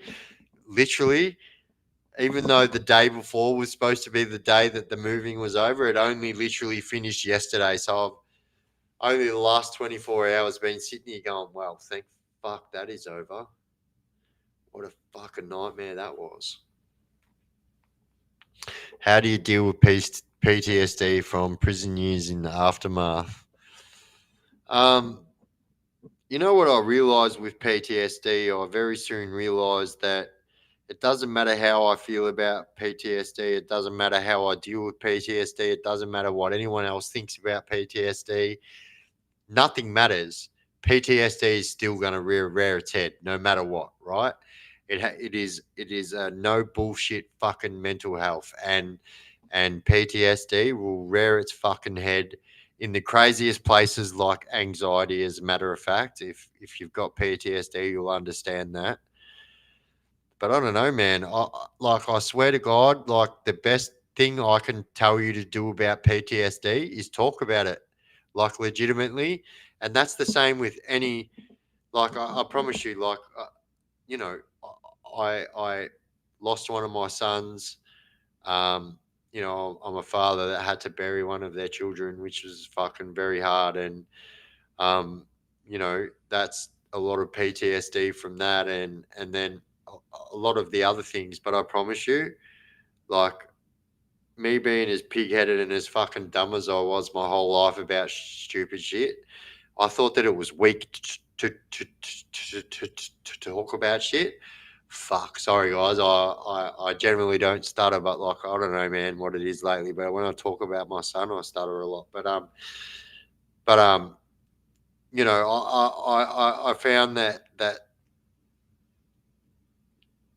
to talk about it is better. Do you know what I mean? Because you can fucking yeah. I don't even know how to explain it, but like it's much better to deal with your PTSD or any type of mental health when there's someone else to deal with you with it. Because like the thing is right, and it's not just everyone thinks like, oh yeah, males don't deal with fucking mental health well, but like it's across the board, yeah. And males as well as females find it hard to talk to other females or other males about having some kind of mental illness. And I think we all need to get past that. It's 2025, and since I've been able to come forward and talk about my son's death and talk about my PTSD, like I've been fucking stabbed 7 times, I've been shot twice. I should not fucking be here, but I am, and I've got real fucking PTSD. You know what I mean? I've had 4 attempts on my life. I've fucking, I've got PTSD that comes from real situations. So, but I promise you, I promise you, bro. The thing is, oh, thank you, Donna. I hate it. Do you know what?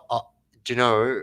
Like, I will probably stutter it a lot now because I've fucking started. But do you know? It's only like very recently that I will, like, I have accepted that I stutter. You know what I mean? But it had taken a lot for me to go. Oh well, it is what it is. Do you know what I mean? Like, um, but my stuttering comes from my MS, right? So it's a fucking, I don't even know how to explain it. It's a fucking neurodegenerative thing. So it's the same with my epilepsy. It's the same with, if you ever see my eyes go fucking stupid, same thing.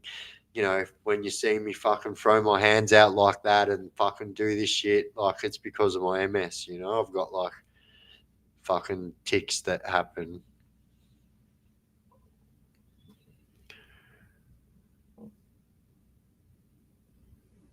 Oh, thank you, everyone. No, thank you, oi, legends. I'm reading the fucking chat, and I thank you so much. I wins religious, but someone been looking over you. Yeah, I'm not. Look. I know that that's what you're saying, and like, I believe it too. Like, I honestly believe it too. There's no two ways you can't tell me that I haven't got someone looking over me, right? Um, there's been multiple fucking situations like, look at that. Someone said something about scars before. It's getting harder and harder to see, but you can see that scar, right? So, you know, stabbed in the carotid artery. I shouldn't fucking be here, but I am. All right, let's go through the torso stabbings. Stabbed in the heart, right? Stabbed in the heart, bang. Same time, poof, stabbed right in where the fucking lungs are, and then the other one was superficial, right? The one before that, the stab, 15 centimeter fucking boning knife. So a fishing knife, if you guys know what a fishing knife is, those ones that start off fat and then go down really skinny, 15 centimeter blade, right? The whole knife was like a 30 centimeter rule, yeah? The blade of that fucking knife was like 15 point fucking something centimeters, yeah? So the blade of that knife was that long. That got me, right? So the first one got me straight through my spleen, right? And I'll tell you something, I don't even know how to explain this, right? So the first one got me straight through my spleen, and the second one, true story. So he pulled the fucking knife out and went like that and pulled it out. This is how long the blade was. He didn't even pull the blade all the way out. And then the second one went straight up in underneath my rib, right up underneath my rib, pierced, went straight past my lung, and the fucking knife stopped a centimeter and a half from my heart. And yeah, that one nearly killed me too, actually. So, but my stupidity nearly killed me that night. That was all it was. Like, I'd been stabbed, and I was like, I'm not going to hospital because, like, obviously my son had just died, and like, even still today, like, the smell of hospitals, I fucking hate it. And you ask anyone that knows me, like, you will have more like luck at trying to chop one of my hands off than try and get me in a hospital. Like, I will fight, kick, scream, yell. I don't care. I'm not going there, and I don't care. As a matter of fact, Jess is the only one that's been able to get me in hospital successfully.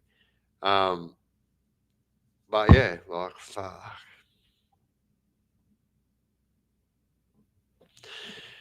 Yeah, so actually, it's funny you say that, Shane Swanson. So the guy was actually a boner. He was a fucking um um abattoir worker, and he was one of the boners, and that's exactly what his knife was. And his knife was very fucking sharp.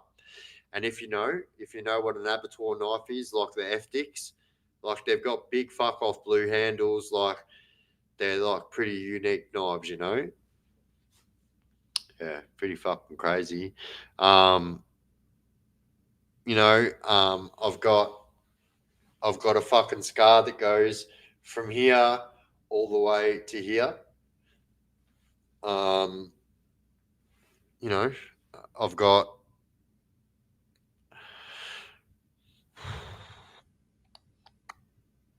oh yeah,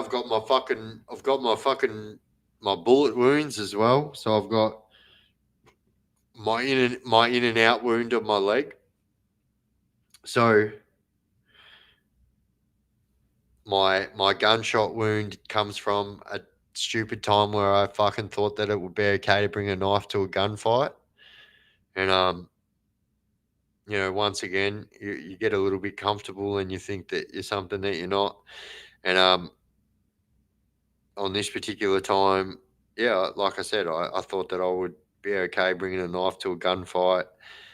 I realized very fucking quickly that I was very wrong, and so um, this guy just went fucking douche and pulled out two.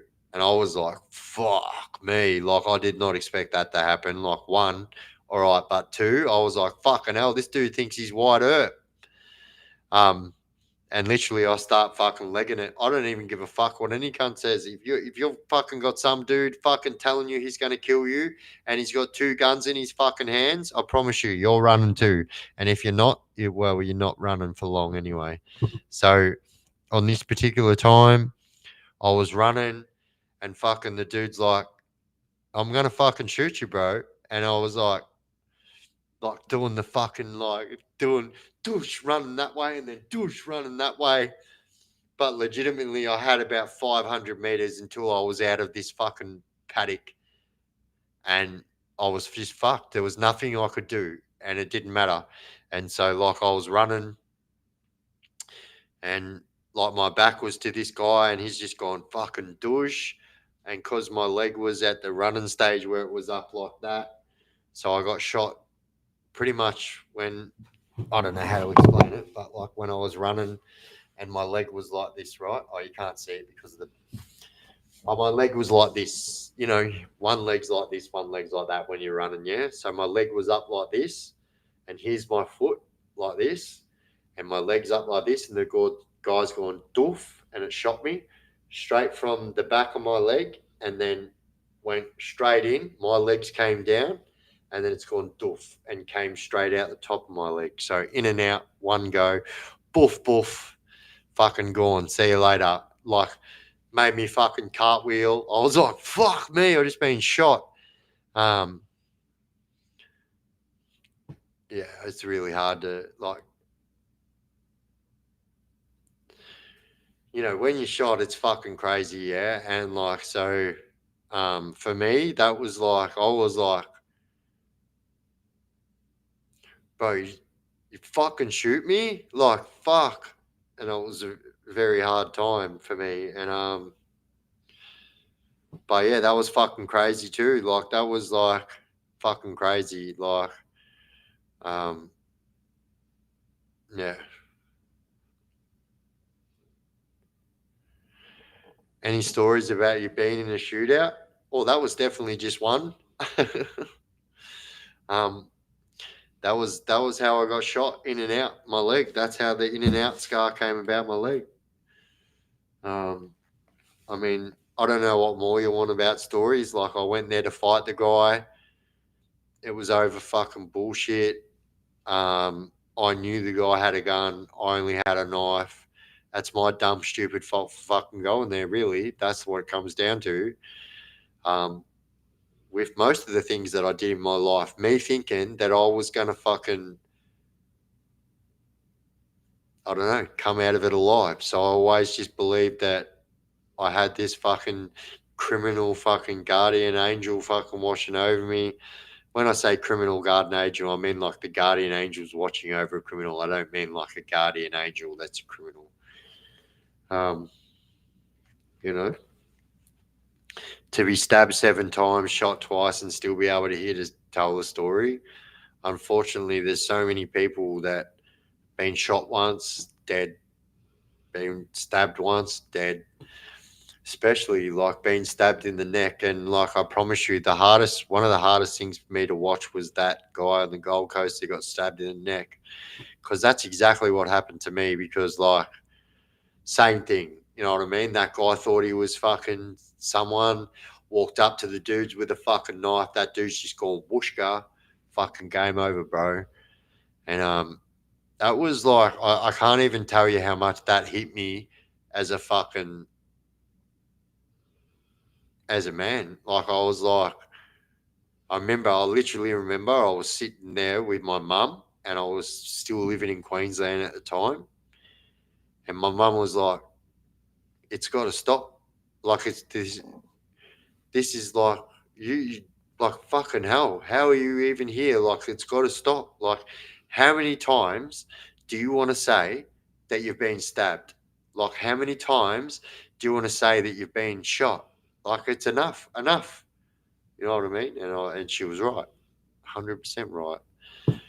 It's just what people don't understand, especially dickheads like me who live on the fucking edge that most of their life. They forget that they're hurting people, and unfortunately, this can still be infinity that I live with today because um, sometimes I can have things that going on in my life that foreshadow other things and make it seem like it's more important or whatever. But it's fucking wild. It's just wild. Do you know what? Do you know what's wild? I'll tell you what's wild. This is like, even though this is like very natural for me now, like we do this so often and that, but it is so wild that this is where I am at, guys. And like, if you had have told me 5 years ago, like even though this is what I wanted to do, this is what I wanted to do, I knew I seen that. I promise you, I was locked up on my last prison sentence. A news article came over the news, and it was like, people are making millions of dollars on YouTube, and I was like, what? And then I remember seeing like one true crime guy, and I was like, fuck, that's pretty cool. I want to do that. I never imagined in a million years that I'd be here today chatting with you guys. Been on live for 3 hours and fucking 8 minutes. We got 63 people in here.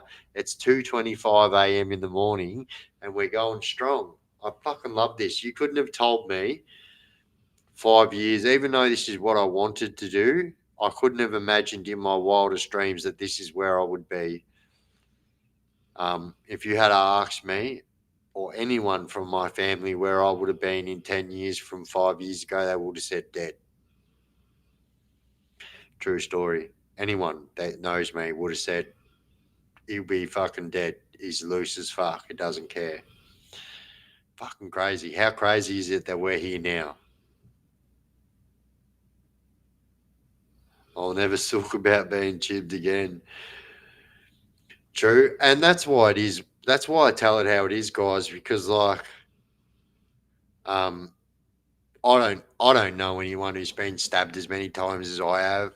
Um I don't believe that comes down to anything except for fate. Like fucking old Johnny Killick said in his interview, he believes in fate. I believe in fate. I've got hard luck tattooed on my fucking knuckles because if it wasn't for bad luck, I'd have no fucking luck at all. Yeah.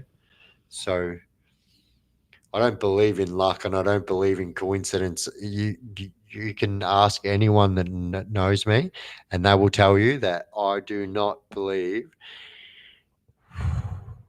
Do you know what the worst thing is? When you stutter, right? You try and not stutter, and it makes you talk so slow. But anyway, yeah. Buying you a real bunch when we finally get to meet. Fuck yeah, you could do auditoriums and making coin like Roger Rogerson. Yeah, I mean, thank you guys. Like, I mean, it's fucking crazy to hear that stuff because I mean, I guess this is just my life. This is just my life. Um, and you know what? You know what's fucking crazy too. Like, I'll tell you what's crazy. Like, um, 12 months ago, right? 12 months ago, I could very safely say that I'm the only fucking person that does what I do in my genre other than Spanian. But it's wild that so many fucking big names in the prison system are coming out now and fucking saying, fuck it. Let's just fucking tell people how it is. We don't give a fuck about the rhetoric that goes on in fucking prison or the bravado, all this fucking bullshit. It's fucking mad. And I'll tell you what, it's people don't understand, right? So you've got people like, you know, um, Todd Carr, Robin 420, like someone like myself. You got people like Triggs and stuff like that, Underworld Bill and stuff like that. Here's the truth, right? Like all these guys are making themselves vulnerable and putting themselves on the line. This is something that's never happened before, right? When I came out and started doing this YouTube shit, like I actually started doing it before Spanian did, and he just went fucking boof and quantified everything. But like I was the only one that was doing it in my time, and I think it's awesome now to see so many people like not care about, like I said, the rhetoric that goes on with fucking prison and all that fucking prison shit. Got stabbed in the face. Luckily, it went around my eye by a schooner glass in Adelaide. Damn, bye. I have so much of it growing in my garden. In Melbourne, it's amazing. I occasionally get severe bronchitis, and someone gave me bullshit. Malene, why do there have to be comparisons? No, no, no, no, no. I'm not saying no, no. Please, guys, I am not one of them people, and I don't compare myself to other people. I am unapologetically myself, and I will always be that person. But all I'm saying is, I mean, I respect the hustle of someone who's got out of prison and fucking turned their life around, and then like literally quantify it like fucking Spaniard has. That's all I'm saying. Um, Good on him. That's why you guys know I respect the hustle. There will never be any, I get people coming at me all the time with all this bullshit, and there's still never any negativity from me. I don't care. I don't care to have YouTube beefs. I'm not interested in any fucking YouTube like fucking beefs or any of that high school bullshit.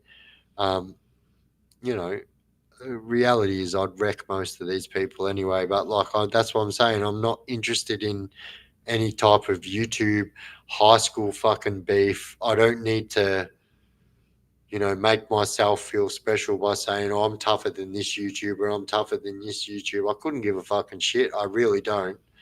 Um, but yeah, it's just funny. You got the same as me that don't give a fuck attitude in life, but you keep it real, authentic. Thank you, mate. You piss over Spanian. Oh, thank you, mate. What's getting boring, Biff, is the same playbook. XCOM becomes a Christian. Yeah. Well, yeah. I mean, I think that I don't like that either, right? And so, even though I'm not religious myself, I hate people that use religion for false pretenses. You know what I mean? So, like in prison, they'll say that they're fucking Muslim for protection. Um, I hate that shit. You know what I mean? Like I really fucking think that stuff is like what kills our societies. Um, when people think that they have to adhere to someone else's stuff just to fit into society. Fucking hell, I'm jumping off in a minute, man. I'm fully gonna be fucking like fucking stuttering Stanley soon. Fuck, if I start fucking doing fucking Tourette stuff, I'm definitely jumping off. How many hours is the drive ahead of you? Don't worry, I've been looking at the time very closely, and I knew that I would say that I will go live for an hour, and I'd probably go live for three. So I've given myself a cutoff time anyway. But it's only 2 hours away, 2.5, 3 hours away.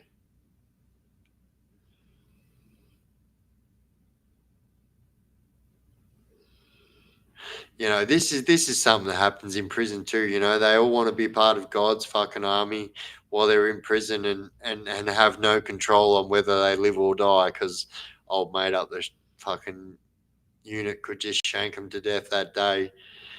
It just pisses me off. It's just so funny how when you fucking walk out of prison and you're seeing Bibles on the grass and that, because like everyone that's going so hard on fucking God, like fucking as soon as they get out, throw the fucking Bible and get straight on the glass Barbie again. Fucking yeah.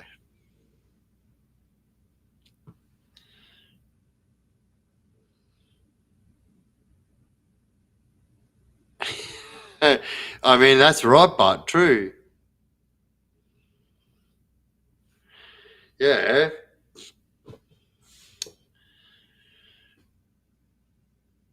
But yeah, look, look at that. I've gone for half an hour longer than I said I was gonna go. I don't know what it is. My camera's not even mirrored, but I don't know what it is about like trying to get my bearings to touch any. Well, that makes it look easy actually.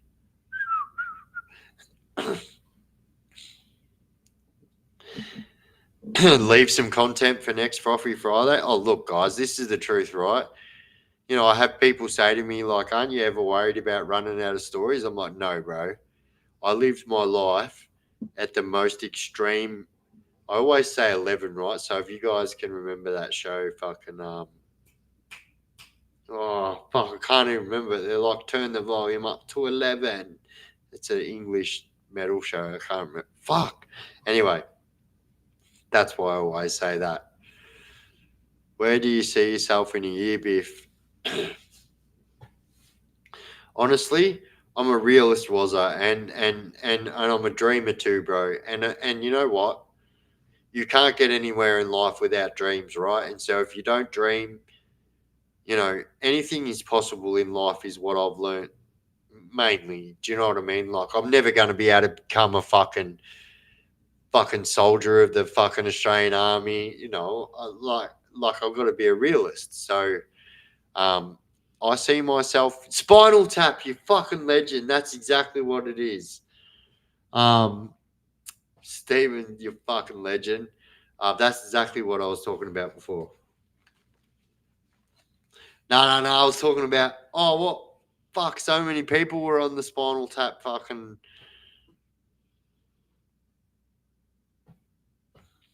Oh yeah, guys. So my mum will be here on fucking Tuesday. Mumsy, going to pick Mumsy up from the airport on Tuesday. Going to get my ears lowered too. Feels like it's been months since I haven't had my fucking haircut. The other day, right, I was like, you just don't really know how long your fucking hair's got. The other day, I was like, I wonder how long my fucking hair is. I'll pull it all the way down here. I'll fucking put my hair in my mouth. I haven't been able to put my hair in my mouth since I was in high school.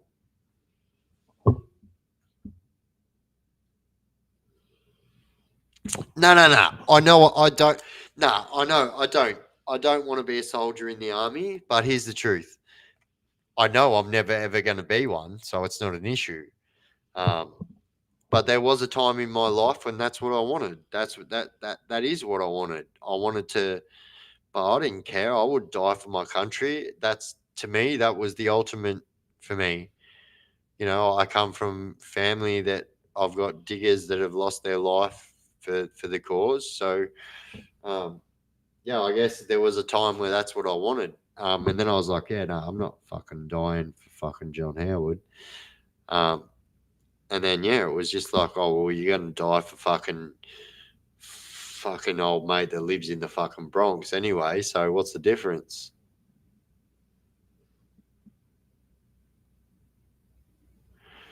Got smoking with Biz Saturday yet? I would love to say that we do, but unfortunately, Australia is not in the same place as America with the legalized marijuana and rah rah rah. So you got to be really careful about what you say.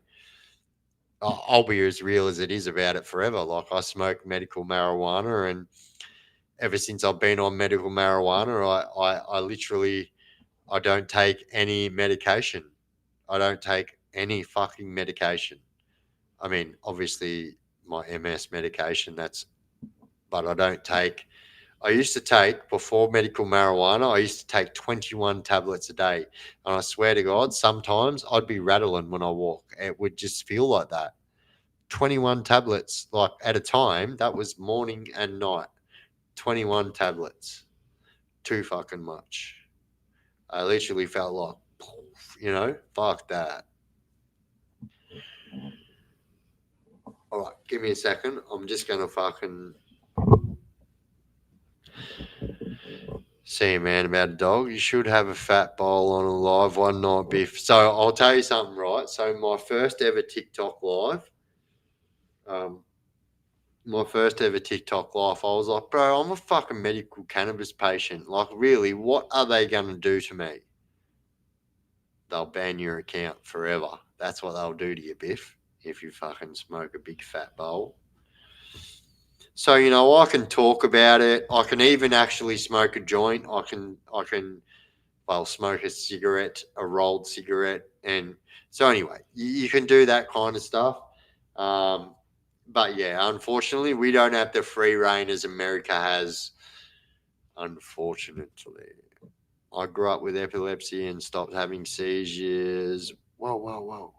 When I started smoking as a teenager. So, true story. So, I got diagnosed with epilepsy in 2006. So I'd never had a seizure in my life. The day my son passed away, that was it. It was game on for me. Seizure fucking all the time. Um, so I was diagnosed with epilepsy in 2006, was put on fucking 5,000 milligrams of fucking Epilim a day, moved to fucking 6,000 milligrams of fucking Tegretol, moved to fucking 8,000 milligrams of fucking Epilim. It was just crazy. And then we found out that I had multiple sclerosis and that my seizures were epilepsy. I don't know what the fucking exact word is.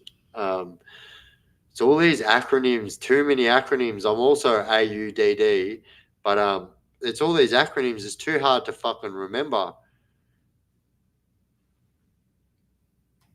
Well, Beef, I was on meth, stone, pot, all the rest of the tablets, and now I take vape, and that's taken over. Where is your vape, Biff? Yeah, you guys know I fucking don't vape anymore. I quit vaping. I'm fucking like fully fucking. I'm a new man. I'm a new man. I, I don't vape. I don't vape on live anymore, but I fucking drink. Loads of things can bring you on epilepsy. I found out yesterday. I read Tegretol and Zero. Yeah, so here's the funniest thing. So I was put on.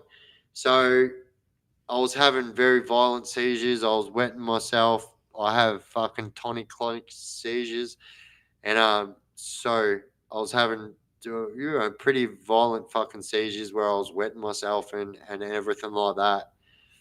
And then it just seemed like it didn't matter what medication they were putting me on in prison, nothing was doing the job. And then one day they were like, "Oh, you've got to go see the neurologist, but it's about your epilepsy, not your MS." I was like, "Oh, all right." And then so the neurologist put me on this medication that's called Keppra, right? Keppra. And so I got this big fucking like list of fucking like the neurologist is like, you have to read this. She's like, because this medication causes violent outbursts. Do you think you'll be a problem with this? I was like, I'm a fucking A2 asterisk maximum security fucking prisoner. Obviously, I have a problem with violence, and you want to give me medication that's going to make me prone to fucking violent outbursts. Fuck. It was crazy. And it literally happened like overnight. It was like, this medication may give you violent outbursts, but what they didn't say is this medication will give you violent outbursts. And you know what the thing was? So like, I had the lady that fucking came in and fucking organized all my fucking when I had my biased fucking test, and when I had my neurologist, when I first got all them people involved in my life because they realized I had something fucking going on upstairs. And So I literally got put in the slot. And like, I swear to God, this is how it happened, right? They gave me that medication that night. And the next morning, where I would usually have a little bit of fucking control, I can't even remember, but the dude was on the methadone and he bumped right into me and I just went, fucking bang. Like, don't. And so anyway, I got put in the slot, but the lady, which was the fucking offender services worker who suggested I get on that, she actually got me off. And she's like, he can't be in the slot. Like, it's not his fault that he's fucking just lashed out. I was like, yeah, it's not my fault. I don't have any control, and it's all medication. So listen to what that fucking curly haired blonde Sheila is saying. She knows what she's saying and stuff. So just listen to her. I didn't mean it, and I need to be out of the slot today. Anyway, I'm just saying. Anyway. Stick to the parsley, it'll be cheaper. True.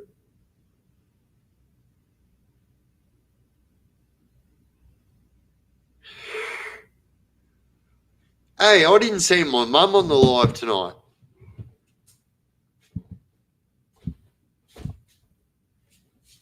Oh, hang on, I've got to do this again.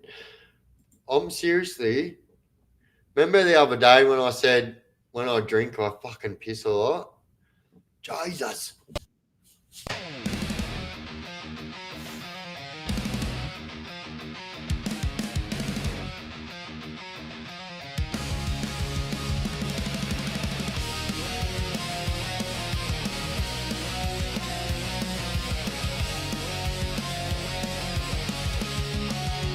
Met you in the chaos, thought I found my light, but you were dancing with shadows deep into the night.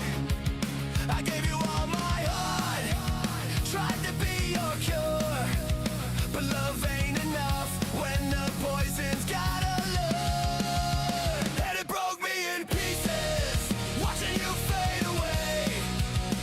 You love the night more than you ever loved the day. Now the echoes of your laughter are just ghosts in my mind, and I'm left here wondering if I'll ever love in kind. I try to hold you close, but you slip through like sand.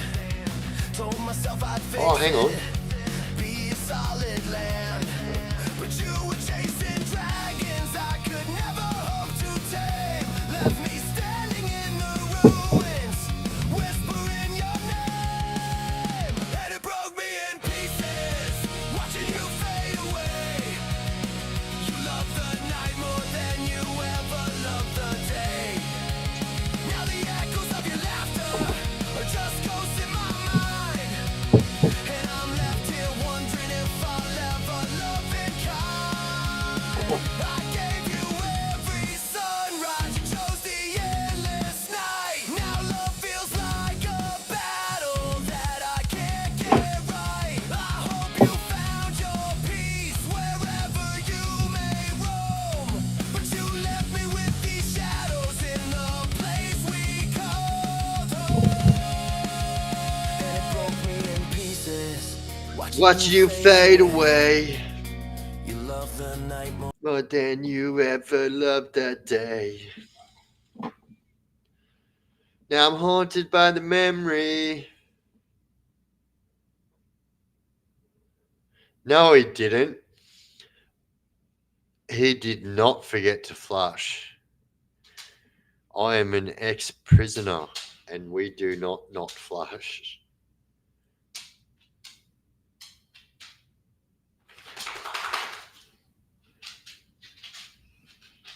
Why are we waiting? Like, why are we waiting? I mean, as much as I would like is not to be able to wait, I do have multiple sclerosis with bladder issues. So when I need to go to the toilet, I need to go. Just saying, no, I'm not muted. No. Not muted. Can you hear me now?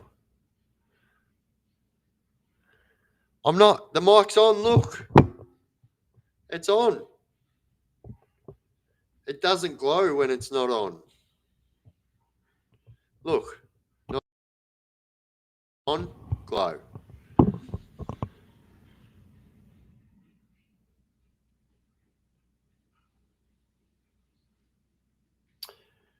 Non-flushes are dead. Oh my god. Look at I just.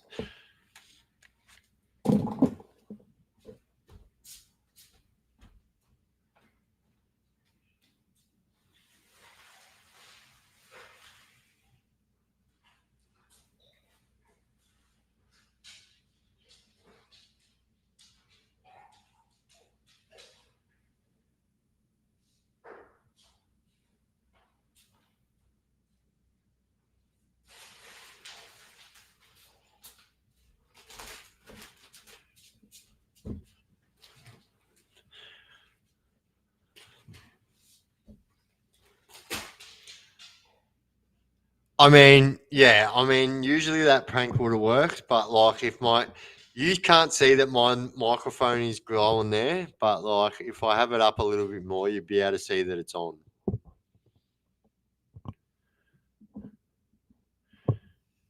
Sharded.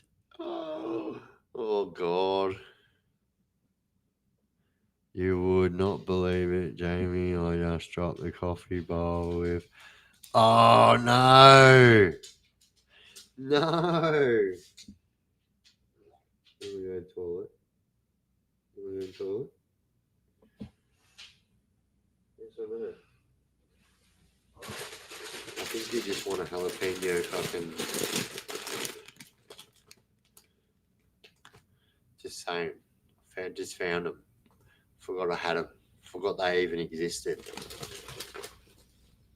I was typing the words of that song. Why are we waiting? Come on, sing along. Oh, sorry. No, I wasn't being nasty. If it sounded like I was being nasty. I was just saying. Biff's always watching.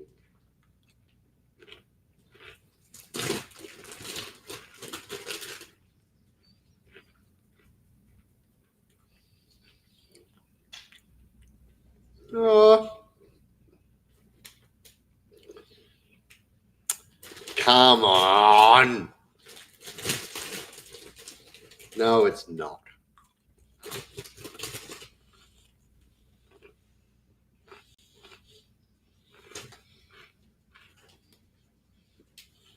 They're not even spicy.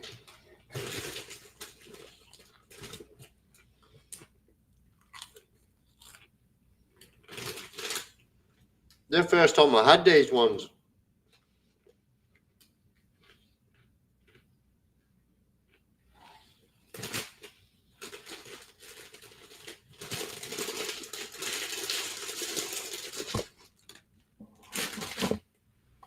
Can you show us your dog? All right.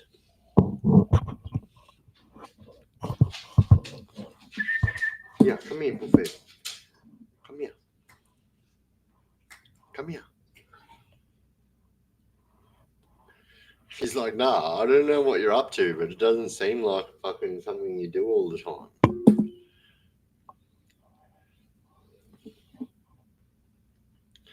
Come here. That's my dog there.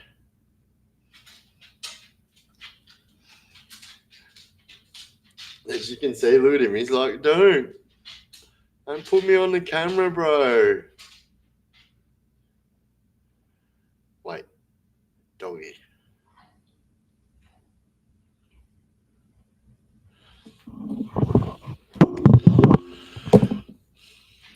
What's going on, Det? That's my dog.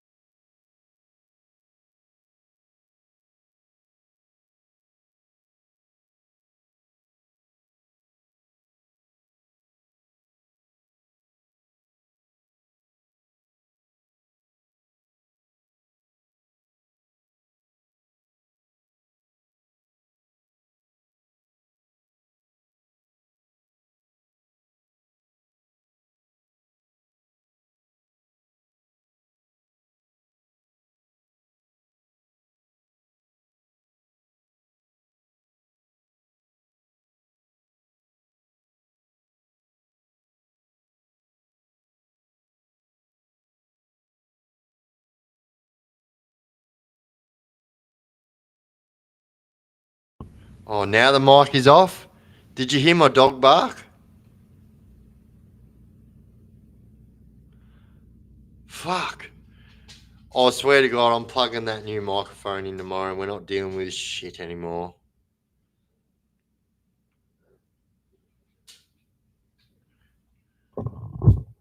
Is your mic glowing? Who is it? Come in. Who is it? Hello? What's that? Hello? Come in. Who is that?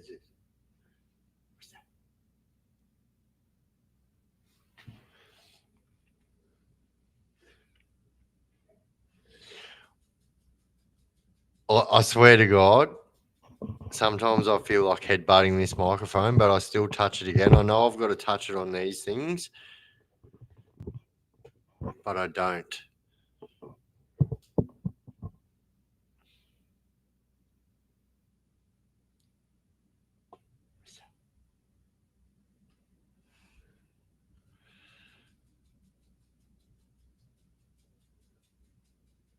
We were practicing lip reading, yes. But all right, guys, I am gonna I'm originally from fucking Newcastle, and now I'm in Queensland. Nice. Whereabouts in the fucking QLD are you from? Good boy. Yeah, you're all right. There's no one here. He's like literally staring straight at the back door. He's like, "Don't worry, Dad. I'll fucking got this shit."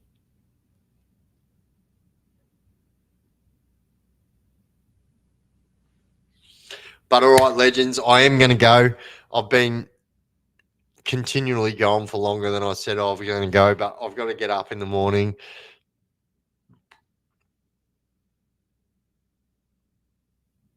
Have you ever slept with a female prison worker before? We won't judge. Yes. I mean, yeah, I have. Do you know what's actually funny? I was actually going to do a story about that this week.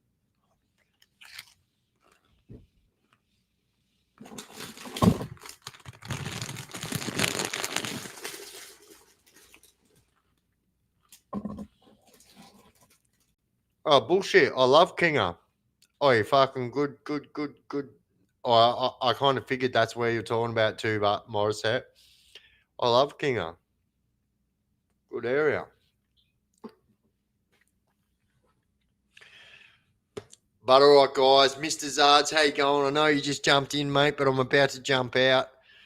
Oh, bullshit. You work there? No way.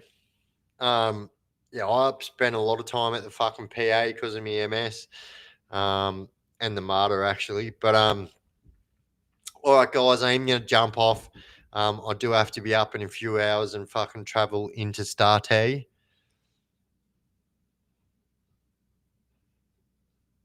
Don't judge him, judge her.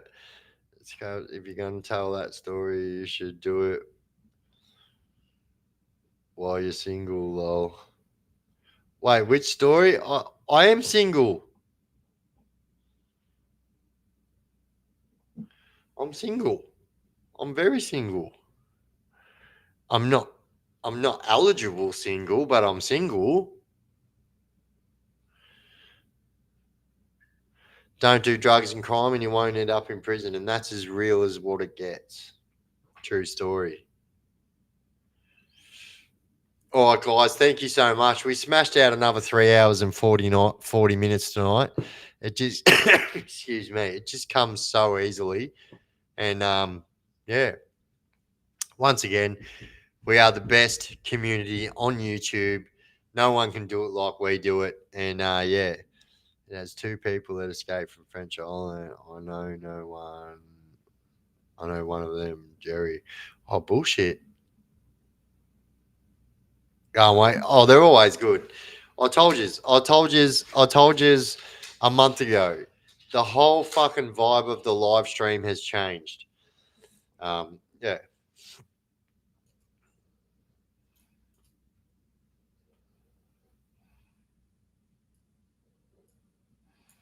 All right, legends. All right, well, we're out 3 hours and 41 minutes and 16 seconds. Much love, much respect, guys. Douche. And I will no doubt see you guys live tomorrow night. Jesse's coming here, so no doubt we'll probably jump on live and have a bit of laugh with you legends. And yeah, I will see you guys tomorrow night. I will be dropping a sneak peek tomorrow or today of the Robin 210 Todd Carr interview. And yeah, you guys are going to love this fucking interview. Like, yeah, next level. Straight back at you, no homo. True, it's 2025. You're supposed to say no Diddy. Love you, bro. No Diddy. Boof. All right, guys. Much love, much respect. Straight at every one of yous. Love yous all. Much respect, and I'll see yous all tomorrow night. And yeah, thank you for joining the live, guys. And I'll see you tomorrow night. We'll see how long we can crank a live out tomorrow night.